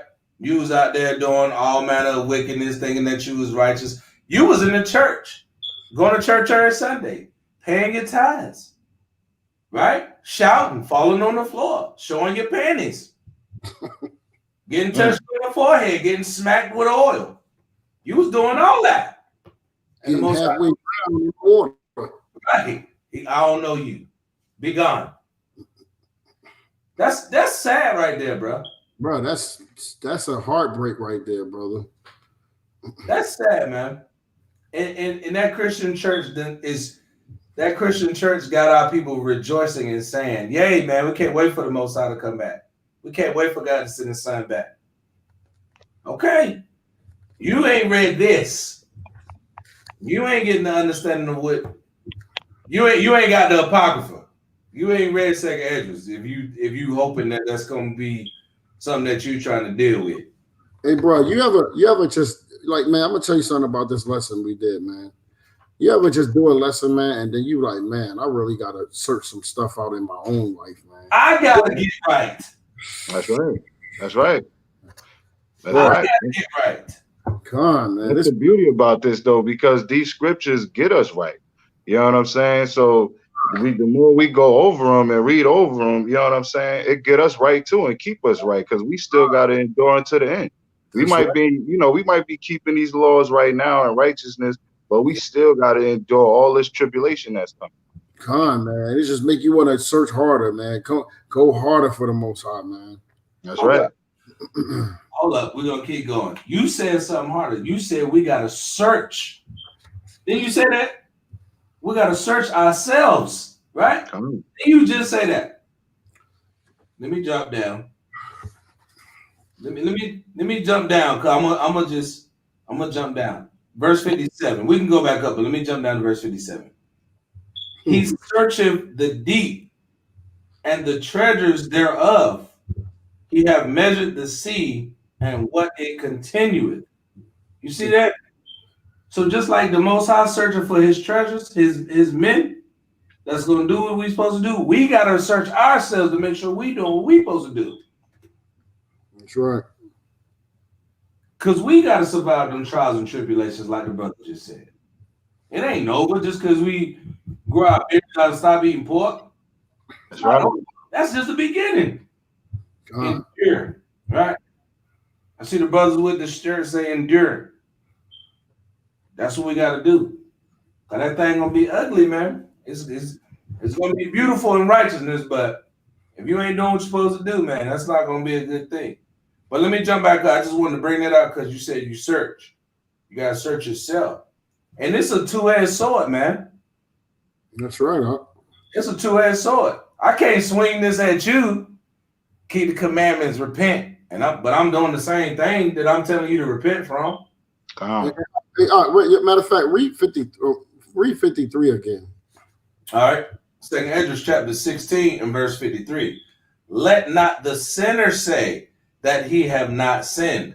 Mm-hmm. For the Most High shall burn coals of fire upon his head, which said before the Most High thy power and his glory, I have not sinned. Who are you to tell the Most High, or tell anybody that you have not sinned? That's wickedness, bro. The Most High said he's gonna burn, he's gonna put coals on your head. But hold up, that's the key. How you gonna say you ain't sin? And I got a precept too, real all quick. The works of men, God, their imaginations, their thoughts, and their hearts, which is your mind. He know all that. You're not hiding that from him. So I'm glad you said that, bro, because we gotta really take a step back and examine ourselves. God, I gotta examine how I treat this brother, and how I treat this brother, and how I treat my rib and my children, and even the brothers who don't know who they are, and the sisters, the Awaf, who don't know who they are. examine how we deal with them. So the Most High can say, "Well done." We want that well done.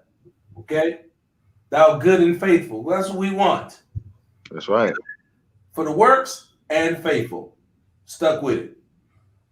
That's what we want. That's what brothers striving for. All right. Let me get a precept on that point. Huh? Go ahead, King. This is 1 Kings chapter 8 and 46. I love it. I love it. Hey, that's one of my favorite scriptures in the whole jump, man. That's yeah. I got one after this too. Go ahead. Come. 1 Kings chapter 8 and 46. Mm-hmm. If they sin against thee, for there is no man that sinneth not, right, and thou be angry with them, and deliver them to the enemy. You know what I mean? So there ain't nobody that ain't sinned. You know what I'm saying? We all sin, but we got to put on this righteousness that is talking about right here. You know what I'm saying? Because we all sinners, man. That's right, Doc. I'm gonna bring out Sirach 17 and 25. It says, "Return unto the Yahweh and forsake thy sins. Make thy prayers before his face and offend less. Turn again to the Most High and turn away from iniquity. For he will lead thee out of darkness into the light of health, and hate thou abomination vehemently." Mm-hmm. Says, "Who shall praise the Most High in the grave instead of them which live and give thanks?" So you better start praising the Most High now. That's right. He put that death upon you. All right. I mean, I can go down more, but we got. Oh, he said, I'm gonna drop down.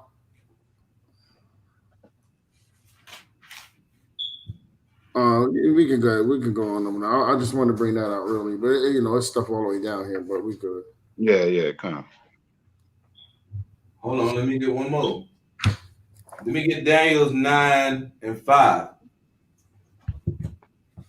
Daniel's 9 and 5. Matter of fact, let's get Daniel's 9 and 4 and go to 5. Let's get there. It says, "And I prayed unto the Most High my power and made my confession and said, O Most High, O Yahweh, the great and dreadful power." You see that? "Keeping the covenant and mercy to them that love him and to them that keep his commandments." Right? Verse 5. "We have sinned." That's right. "Have committed iniquity and have done wickedly and have rebelled, even from departing from thy precepts and from thy judgment." The Most High all about keeping his commandments. When you mess up, repent and keep them again. That's right. Do it no more. That's right. That's it. We done read it in some. I'm gonna tell you something. If you're watching this, your highlighter should be bent by now, by damn near dry. Because you're getting precepts, you're getting breakdowns, you're getting the commandments, right? Let me read that. I'm gonna read that one again. What up, Daniel 9 and 5? Daniel 9 and 4 and 5. Oh, you was on it already. Okay. Yeah, that was it. All right. Let me see. Daniel chapter 9 and verse 5. "We have sinned and committed iniquity and have done wickedly and have rebelled, even by departing from thy precepts," right? "And from thy judgments.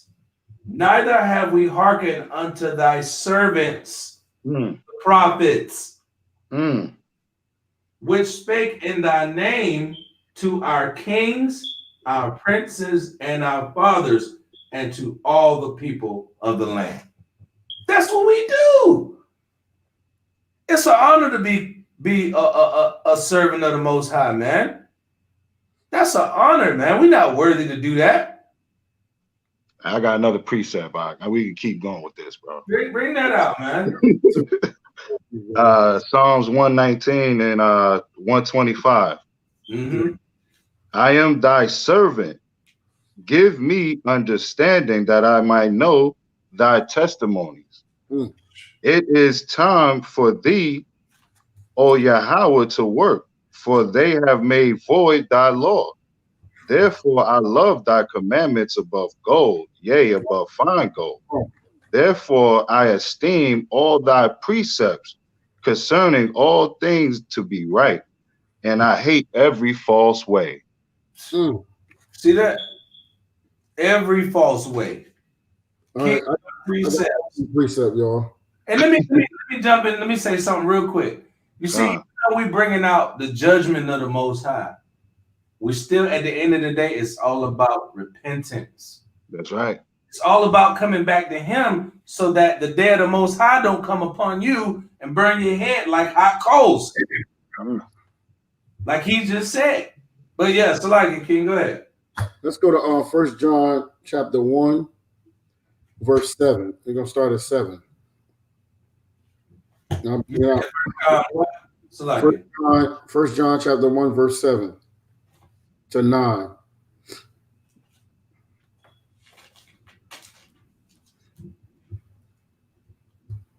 The book of 1 John, chapter 1 and verse 7. But if we walk in the light, as He is in the light, we have fellowship one with another. And the blood of Hamashiach Yahawashi, His Son, cleanses us from all sin.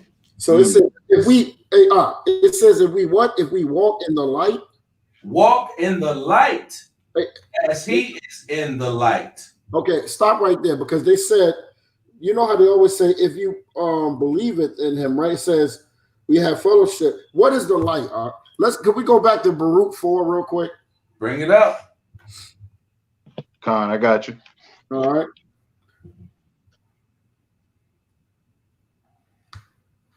You want that 4? That's that 4 and 2, ain't it? That 4 and 2, yeah. Matter of fact, go to 1 and 2 real quick. Baruch chapter 4, verse 1. This is the book of the commandments of Yahweh, in the law that endureth forever. So it says, this is the book of the commandments and the law that endureth forever. All they that keep it shall come to life, but such as leave it shall die. Okay, go verse 2. Turn thee, O Jacob, and take hold of it. Walk in the presence of the light. Of the light. So it says that take heed to the commandments and walk in the light. Therefore, that thou mayest be illuminated. That they may be illuminated. Finish that 1 John, bro. 1 John chapter 1, verse 7. But if we walk in the light, as He is in the light, we have fellowship one with another, and the blood of Hamashiach Yahawashi, His Son, chastens us from all sin. So reading that, right? For reading that, how can you say that the laws was done away with? How can you say that the commandments are done away with? Walking in the light is what's walking in the light? By keeping the commandments of the Most High. That's how you follow the Hamashiach Yahawashi, by walking in the light, because He walked in the light. Come. Now watch this. Let me back and right off that second address, right? Verse 8. If we say that we have no sin, we deceive ourselves. Right. And the truth is not in us. So the laws are not in us. The truth is not in us. If we say that, you're a liar, right? And go to 9. Verse 9, if we confess our sins, He is faithful and just to forgive us our sins and to cleanse us from all unrighteousness. If we say that we have not sinned, right, we make Him a liar. And what? His word is not in us. If we say that we don't sin, we're liars, and His word is not in us. Period. I had to bring that out. Yeah. That was, we need them. Israel need that. Matter of fact, I might have. Let me get this one real quick on that, man. So we can show that. So we can show forth that light. You know what I mean? Proverbs, the book of Proverbs, chapter 5 and verse 23. For the commandment is a lamp, and the law is a light, and reproofs of instructions are the way of life. So that lamp and that light that we're supposed to have is the commandments. Right. Everything just tied in together right there. I mean, yo, that's a cut. You don't have to keep the law. All those precepts we just went through just now. They don't. But you know what though? Let me hit you with something. Let me jump right back in that 1 John. Hold up. You said something. You said that cut all that. We don't got to keep the law, don't we? Right? But they said they know the Most High, don't they? That's right. Oh, how you know the Most High, but you don't keep the commandments? How that work? You just say he know me. Right. 1 John 2 and 3. Right. And everybody, we do know that we know him if we keep his commandments. Right. That's right. He that saith, I know him, like the Christian church, like Pastor Pork Pig Knuckles, right? And keepeth not his commandments, is a liar, and the truth is not in him. So that's a super cut to the Christian church. Super cuts. You ain't got to keep the commandments. But he said, if you know me, you're going to keep my commandments. You see it? Yep. And let's see what happened to the liars. I'm gonna go to Revelations 21 and 8. And this is for the fearful. Let me just bring it up. Revelation chapter 21, verse 8. But the fearful and unbelieving and the abominable and murderers and whoremongers and sorcerers and idolaters and all liars. Some liars. All liars have their part in the lake which burneth with fire and brimstone, which is the second death. Man. Better examine yourself, man. Examine yourself. Get it out your system. Get it out your system. Let's get back. We had to hit that though, because these precepts that's coming out is so at the end of the day, we don't have to go through the judgment. We don't have to receive the punishment for being wicked. Because remember, he said, I'm searching it out diligently. The Most High say he's searching that thing out diligently. Let me get that again. Let me get that again. Where were we at? Oh, yeah. Verse 2nd Ezra 16:50. So shall righteousness hate iniquity when she decketh herself, and shall accuse her to her face. When she cometh, that shall defend him that diligently searcheth out every sin upon earth. And therefore be ye not like thereunto, nor to the works thereof. Don't be a liar. Don't be everything that he just read off. Right? Let not the sinner say that he have not sinned, for the Most High shall burn coals of fire upon his head. Behold, the Most High knoweth all the works of men, their imaginations, their thoughts, and their hearts. You cannot get around that. You're not going to make supplication and say, oh, no, well, he didn't really mean it like that. That's plain cut and dry, right? Let me get some more on that. Y'all had another precept? Or y'all keep? All right. Wow, you got it. Let me see here. Where we at? All right. Oh, okay.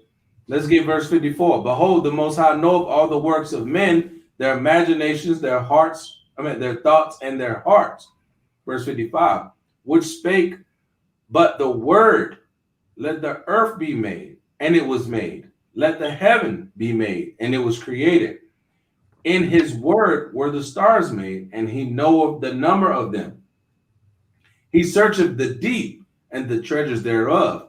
He hath measured the sea and what it containeth. He hath shut the sea in the midst of the waters, and with his word have he hanged the earth upon the waters. He spreadeth out the heavens like a vault. Upon the powers hath he founded it.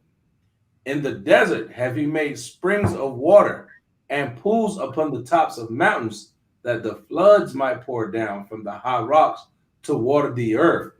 He made man, and put his heart in the midst of the body, and gave him breath, life, and understanding.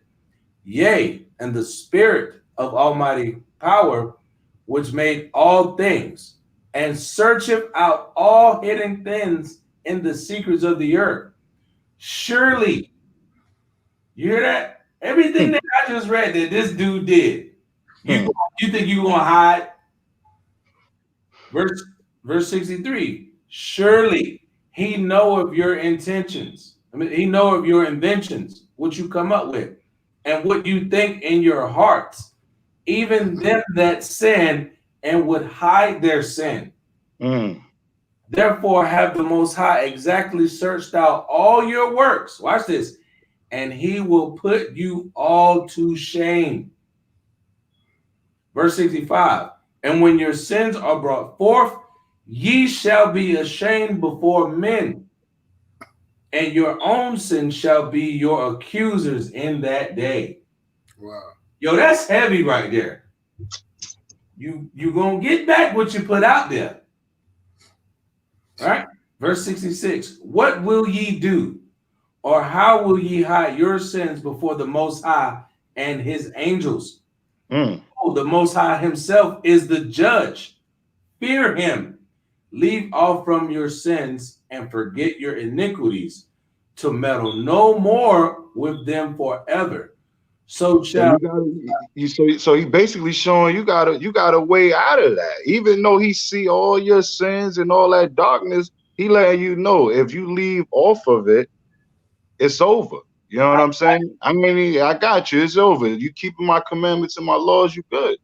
Right. You know what I mean? But if you want to stay in your sins and try to hide them, he gonna make you a shame and a fool in front of men, man. That's and you know what's so crazy about that? That's heavy what you said, because he can embarrass your ass now.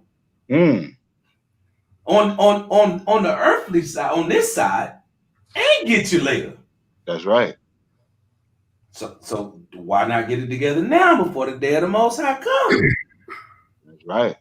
What do you say? I got you. I can forgive you for all that. I see it already anyway. Right. Like my kids, like you gonna do something, don't think now I know you did it. I know you did it. I can get you at any time. You're my child, right? Same thing with the Most High. He know when you wicked. He know when your thoughts. So the best thing to do is stave off and leave off from that, right? This lesson can go for hours, bro. I mean, you know what I mean? I think we can go ahead and bring out all the way down to 78. Bro, we can do another lesson on this too. Again. I'm just saying, man, it's just so much, man. It's what was we at? Where were we at? 54? 64? No, 54. No, we was at 64, right? Yeah, we let me say, yeah, we at now we further than that. Yeah, we had 68. 68, yeah, that's right. All right. Yeah. Metal to metal no more with verse 68. For behold, the burning wrath of a great multitude is kindled over you, and they shall take away certain of you and feed you, being idle with things offered unto idols.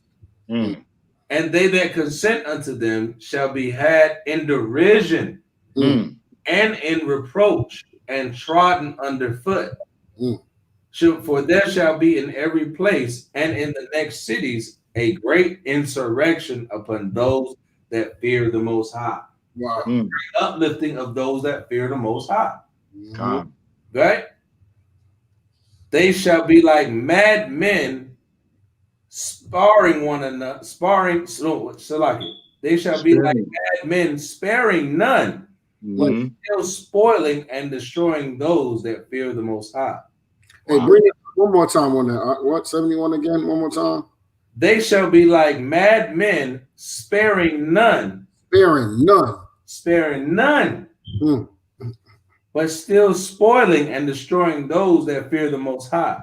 They shall waste and take away their goods and cast them out of their houses. Then shall they be known who are my chosen. You're going to know who the chosen of the Most High. Yeah, that's right. Here we go. Watch this. Look. And they shall be tried as the gold in the fire. Here we go. Verse 74. Hear, O ye my beloved, saith the Most High. Behold, the days of trouble are at hand, but I will deliver you from the same. That's right. Verse 75. Be ye not afraid, neither doubt, for the Most High is your guide. Yo, bro, let me just say something, bro. We just read in Revelation. He said the unbelieving and the what did it say? The fearful and unbelieving. You understand? That's why they're going to be destroyed too. Yo, bro, our faith is really going to be tried this day, bro. That faith is going to be tried heavy this day. Let me read that 75 again. Because you just brought it out. He said the fearful. He said, verse 75, be ye not afraid, neither doubt, for the Most High is your God. So this is something he's telling us. This is a warning. That's right. Be not afraid, neither doubt. Man, that's deep right there, bro. This is going to be the day, like I said, when the faith is going to be tested, brother. Because we're going to see this right at the door. You know what I'm saying? Man, it's starting. You know how we hit the gym? It's time to hit that gym, that faith gym, boy. Right. Up, brother. That's that. You hitting the gym when you rehearsing them righteous acts. You hitting the spiritual gym when you rehearsing them righteous acts. That's right. That's right. Next up, brother. And then look, you're gonna need somebody to spot you while you're on the bench. That's right. Right? You really have to bring you a Gatorade. You know what I'm saying? Yeah. Hey, I'm gonna put it out there too, man. A lot of brothers, man, and sisters that's got them gluttonous spirits, man. That's sitting up there eating all the time, thinking they gotta have 3 and 4 meals a day. You better start practicing one meal a day. You know what I mean? You better start rationing now. You know what I'm saying? I'm gonna hit you with something regarding today. The last time I ate was at 1:30 today. This brother, I called him. You know what he said? He's like, yo, I'm gonna try to grab something to eat. And you know what he said? He called me back right before we jumped on. Nah, I'm gonna wait till afterwards. I said, you know what? I'm gonna wait till afterwards. We're gonna get this word out. Then we'll go eat. Then we'll worry about that. But what got to come out right now? This lesson. Spiritual food. This the real food. This is the spiritual food we got right here. Man. You know, I'm thinking like that. I gotta eat before. I don't want to eat too late. But you know what, man? Listen, man. If I gotta bring something here and snack on it, this gotta happen, man. This spiritual food gotta get out. That's one thing, and that's why, man, Slug, on what you said, bro. And I think the Most High been testing me a lot for a while now, because my body, I don't have to eat all the time. You know what I'm saying? So a lot of times, man, and I'm gonna tell you something else. I don't really have to drink that much, bro. It's weird, man, how I get like that. I don't know, but I always said the same thing. Like, I guess the Most High preparing me, you know what I'm saying? He preparing me to be able to hold out on eating and drinking. I don't need to eat and drink that much, you know what I'm saying? But yeah, man, that's something, man, you got to think about too, bro. Yeah, man. Definitely. Yeah. But just like you said, you got to get out of that gluttonous spirit, man. There's gonna be a day when that chicken wing ain't gonna be around the corner no more, man. Right. Right. And that gluttony is a sin. That's right. That gluttony is a sin. And when you eat too much, how you feel? How you feel? Like crap. Way down. Terrible.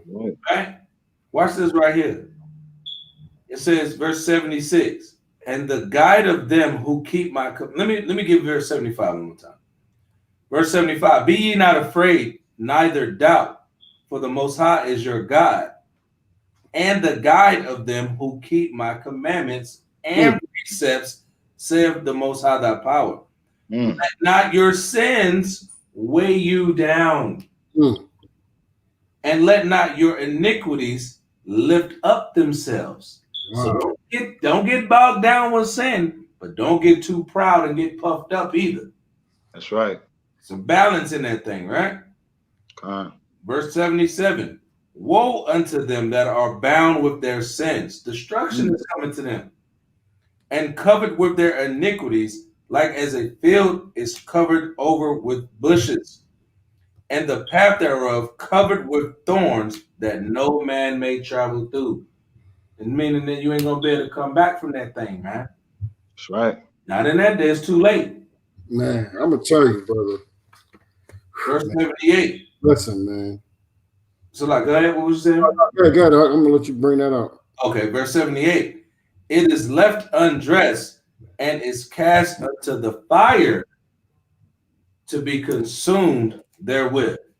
And look, that's just one. That's one chapter, y'all. That's what I'm about to say, bro. That's a one chapter, brother. That's one chapter. This chapter right here, bro, put me in a whole other mindset. Like even more so, bro. Even more so, bro. And now, you know, because he basically, this lesson is so important, yo, because this is showing us how to prepare our spirit, man, and get ready for what's going to come. This basically showing us what we're going to go through in that day, man. Right. You know? And when our faith is going to be tested, just like in the wilderness, when they was tested in the wilderness, tested over here, brother. We're going to be tested in this way of the wilderness here, man. I don't know where the Most High going to lead us, man, but whatever he lead us, brother, we got to have these scriptures in the back of our mind with it, bro. These scriptures got to be with us, man. That's right. And you know what? I may let me back and do a part 3 of this. Because you know what we didn't get into? The chapter before this one. Oh yeah. I mean, yeah. We can do a few. I got a second Esdras 15 breakdown just by itself. And this young right here, that second Esdras 15. Yeah. We got into it in 16. But 15, we go back, we hit a little there, a little. You know what I'm saying? But that 15, same thing. So I may just do, I think we should probably do like do a part 3. If we need to do a part 4, just keep bringing it out. Because you might have to break this one up, right? You might. Yeah, because this what, 3.5. So we done went, about 5 hours, 5.5 hours. 5 hours, yeah. 5.5 hours just breaking this down with the last lesson and this one right here. And I got 15 lighted up, so I know. But it's good though. Hopefully, Lord willing, you know, the Most High, we reach a few people that really get this understanding. Like the brother said, man, this should make you want to gird them loins up even harder, man. That's right. Cry for this word more, harder. Support your brothers harder, man. This make you fast more. It make you prepare yourself more. Here, lesson should, man. If it don't, man, I don't know what to tell you, man. Yeah. Straight up. That's right. That's right. Did any of y'all brothers have any other precepts? Cause we could leave it off right here. I think this is a good stopping point. Right here. We finished out second Esdras 6. We did 9 and we did 16. So I think that's a good stopping point. Plenty of precepts. I mean, precepts was glory. I still was writing and highlighting the whole time. So, I think brothers was in the spirit, man. Brothers was, bringing that out powerful. It was thus said the Lord. It wasn't our own opinions. It's all scripture. It's all scripture, man. All scripture. So, we thank the Most High for giving us that understanding. Let me bring this out. Let me bring this out. I'm gonna bring out one after that too. The one we close out with. Let me bring this out real quick. This is Sirach 27:8. Sirach 27:8. If thou followest righteousness, thou shalt obtain her, and put her on as a glorious long robe. Verse 12. Verse 11. The discourse of a godly man is always with wisdom, but a fool changes as the moon. If thou be among the indiscreet, observe the time. Watch this. But be continually among men of understanding. Continually be among men of understanding. Gather with your brothers. Let's get this thing going, right? Because the day of the Most High, that thing is darkness and gross darkness, man. Be among brothers that's going to be able to give you the understanding of these scriptures. So when that day comes, you know what to do.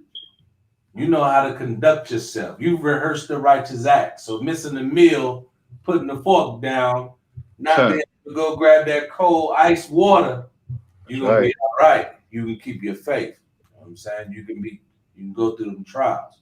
So I bring that out because I salute y'all brothers, man, for bringing them precepts. You know what I mean? And just sticking with this thing, man. Y'all sharpen me up. So I appreciate y'all. I appreciate you, brothers, man. Yeah, absolutely, man. I appreciate you, brother, for coming on too, brother. You brought precepts to this, man. All praise to the Most High for that, man. That's why we got to start being this one family again, man. You see how this brother from another camp, he came on and joined with us, man. Like, that's what we want, man. You know what I'm saying? Because we all about unity, man. You know what I mean? We love all our brothers, man, that do this in righteousness, man. But I want to bring out just a couple of things. Ecclesiastes 12 and I'm gonna bring out 13 because after all this stuff we're saying, we're gonna tell our people what they need to do, right? And what are we here for? The Bible said, "Let us hear the conclusion of the whole matter. Fear the Most High and keep His commandments, for this is the whole duty of man." It's time for us men to wait to stand up and be men. Because it says that the fear of the Most High and keep His commandments is the whole duty of man. If we do that, we know how to lead our home. We can lead our family. You understand? And one more. Can you do me a favor, Salaki? Okay. Bring that 14 out, brother. Oh, okay. Bring that 14 out. For the Most High shall bring every work into judgment, and every secret thing, whether it be good or whether it be evil. What did he say? He gonna pull it out. I don't even know. Or evil. One more. Acts. I'm gonna go to Acts 3:19. It says, "Repent ye therefore and be converted, that your sins may be blotted out, when the time of refreshing shall come from the presence of Yahweh." You know what I mean? That's all I got, brother. I had to bring that out. Talking about that time of refreshing. That time of refreshing, bro. That time of refreshing gonna be dark. That's right. You had one you want to bring out something else, King? Con, I'll bring a precept off of that Acts 3:19. Book of Psalms, chapter 19, verse 7. The law of Yahweh is perfect, converting the soul. The testimony of Yahweh is sure, making wise the simple. The statutes of Yahweh are right, rejoicing the heart of the commandment. And and Yahweh is pure, enlightening the eyes. The fear of Yahweh is clean, enduring forever. The judgments of the Lord Yahweh are true and righteousness altogether. Hey, look, that's my kids, man. That's my kids' favorite joint in the whole Bible right there. Right there, bro. They done made a song off the joint. They got a song off the Psalms. That's what's up. That's what's up. Yeah, man. Yeah, that's a powerful scripture right there, because it's heavy right there. Yo, it was a pleasure dwelling with you, brothers, man, for these hours. You know, I want to give all praises and honor to Yahweh by Hashem Yahawashi. You brothers, man, this was beautiful. We got to keep this up in the spirit, man. You know what I mean? Like I was saying on the last event, you know what I mean? Just like the wicked and the evil is ramping up out here in the world, we got to ramp up for this truth, man, and go extra hard out here. I'm with that. I appreciate you, man. All praises, man. Water, bro. The book of Psalms, it said, "Who gonna stand up against the Most High? Against the wicked one." You know what I'm saying? So we doing, man. We standing up against that wicked one together, man, and we can only do that together, man. And when and I'm gonna tell you something, when they start seeing that loose ends, when they start seeing brothers screaming on other brothers from other camps and stuff like that, that's that weakness they looking for. You know what I mean? They look for any gap to cause division and derision. Right. Most ain't dealing with that. That's right. So yeah, with that, man, if you want to get in contact with us, it's on the bottom, the little ticker, man. Congregation of the Mighty 821 at Gmail. You can hit me on Facebook, Yazab Bun Yahawada. You can hit Hashaya Bun Yahawada. But man, Yashuv, man, appreciate you coming in from your house camp. They based out of Raleigh, we in Durham, but hey, we all in this together trying to make it. If you want to help us out, help push the word, you get us on the CashApp at $COM821. If you want to help us get the word, and like, comment, subscribe to the channel, help us push it. Yahawashi, Yahawashi, Barakatam, Kwam Yasha'ala, Shalom. Shalom.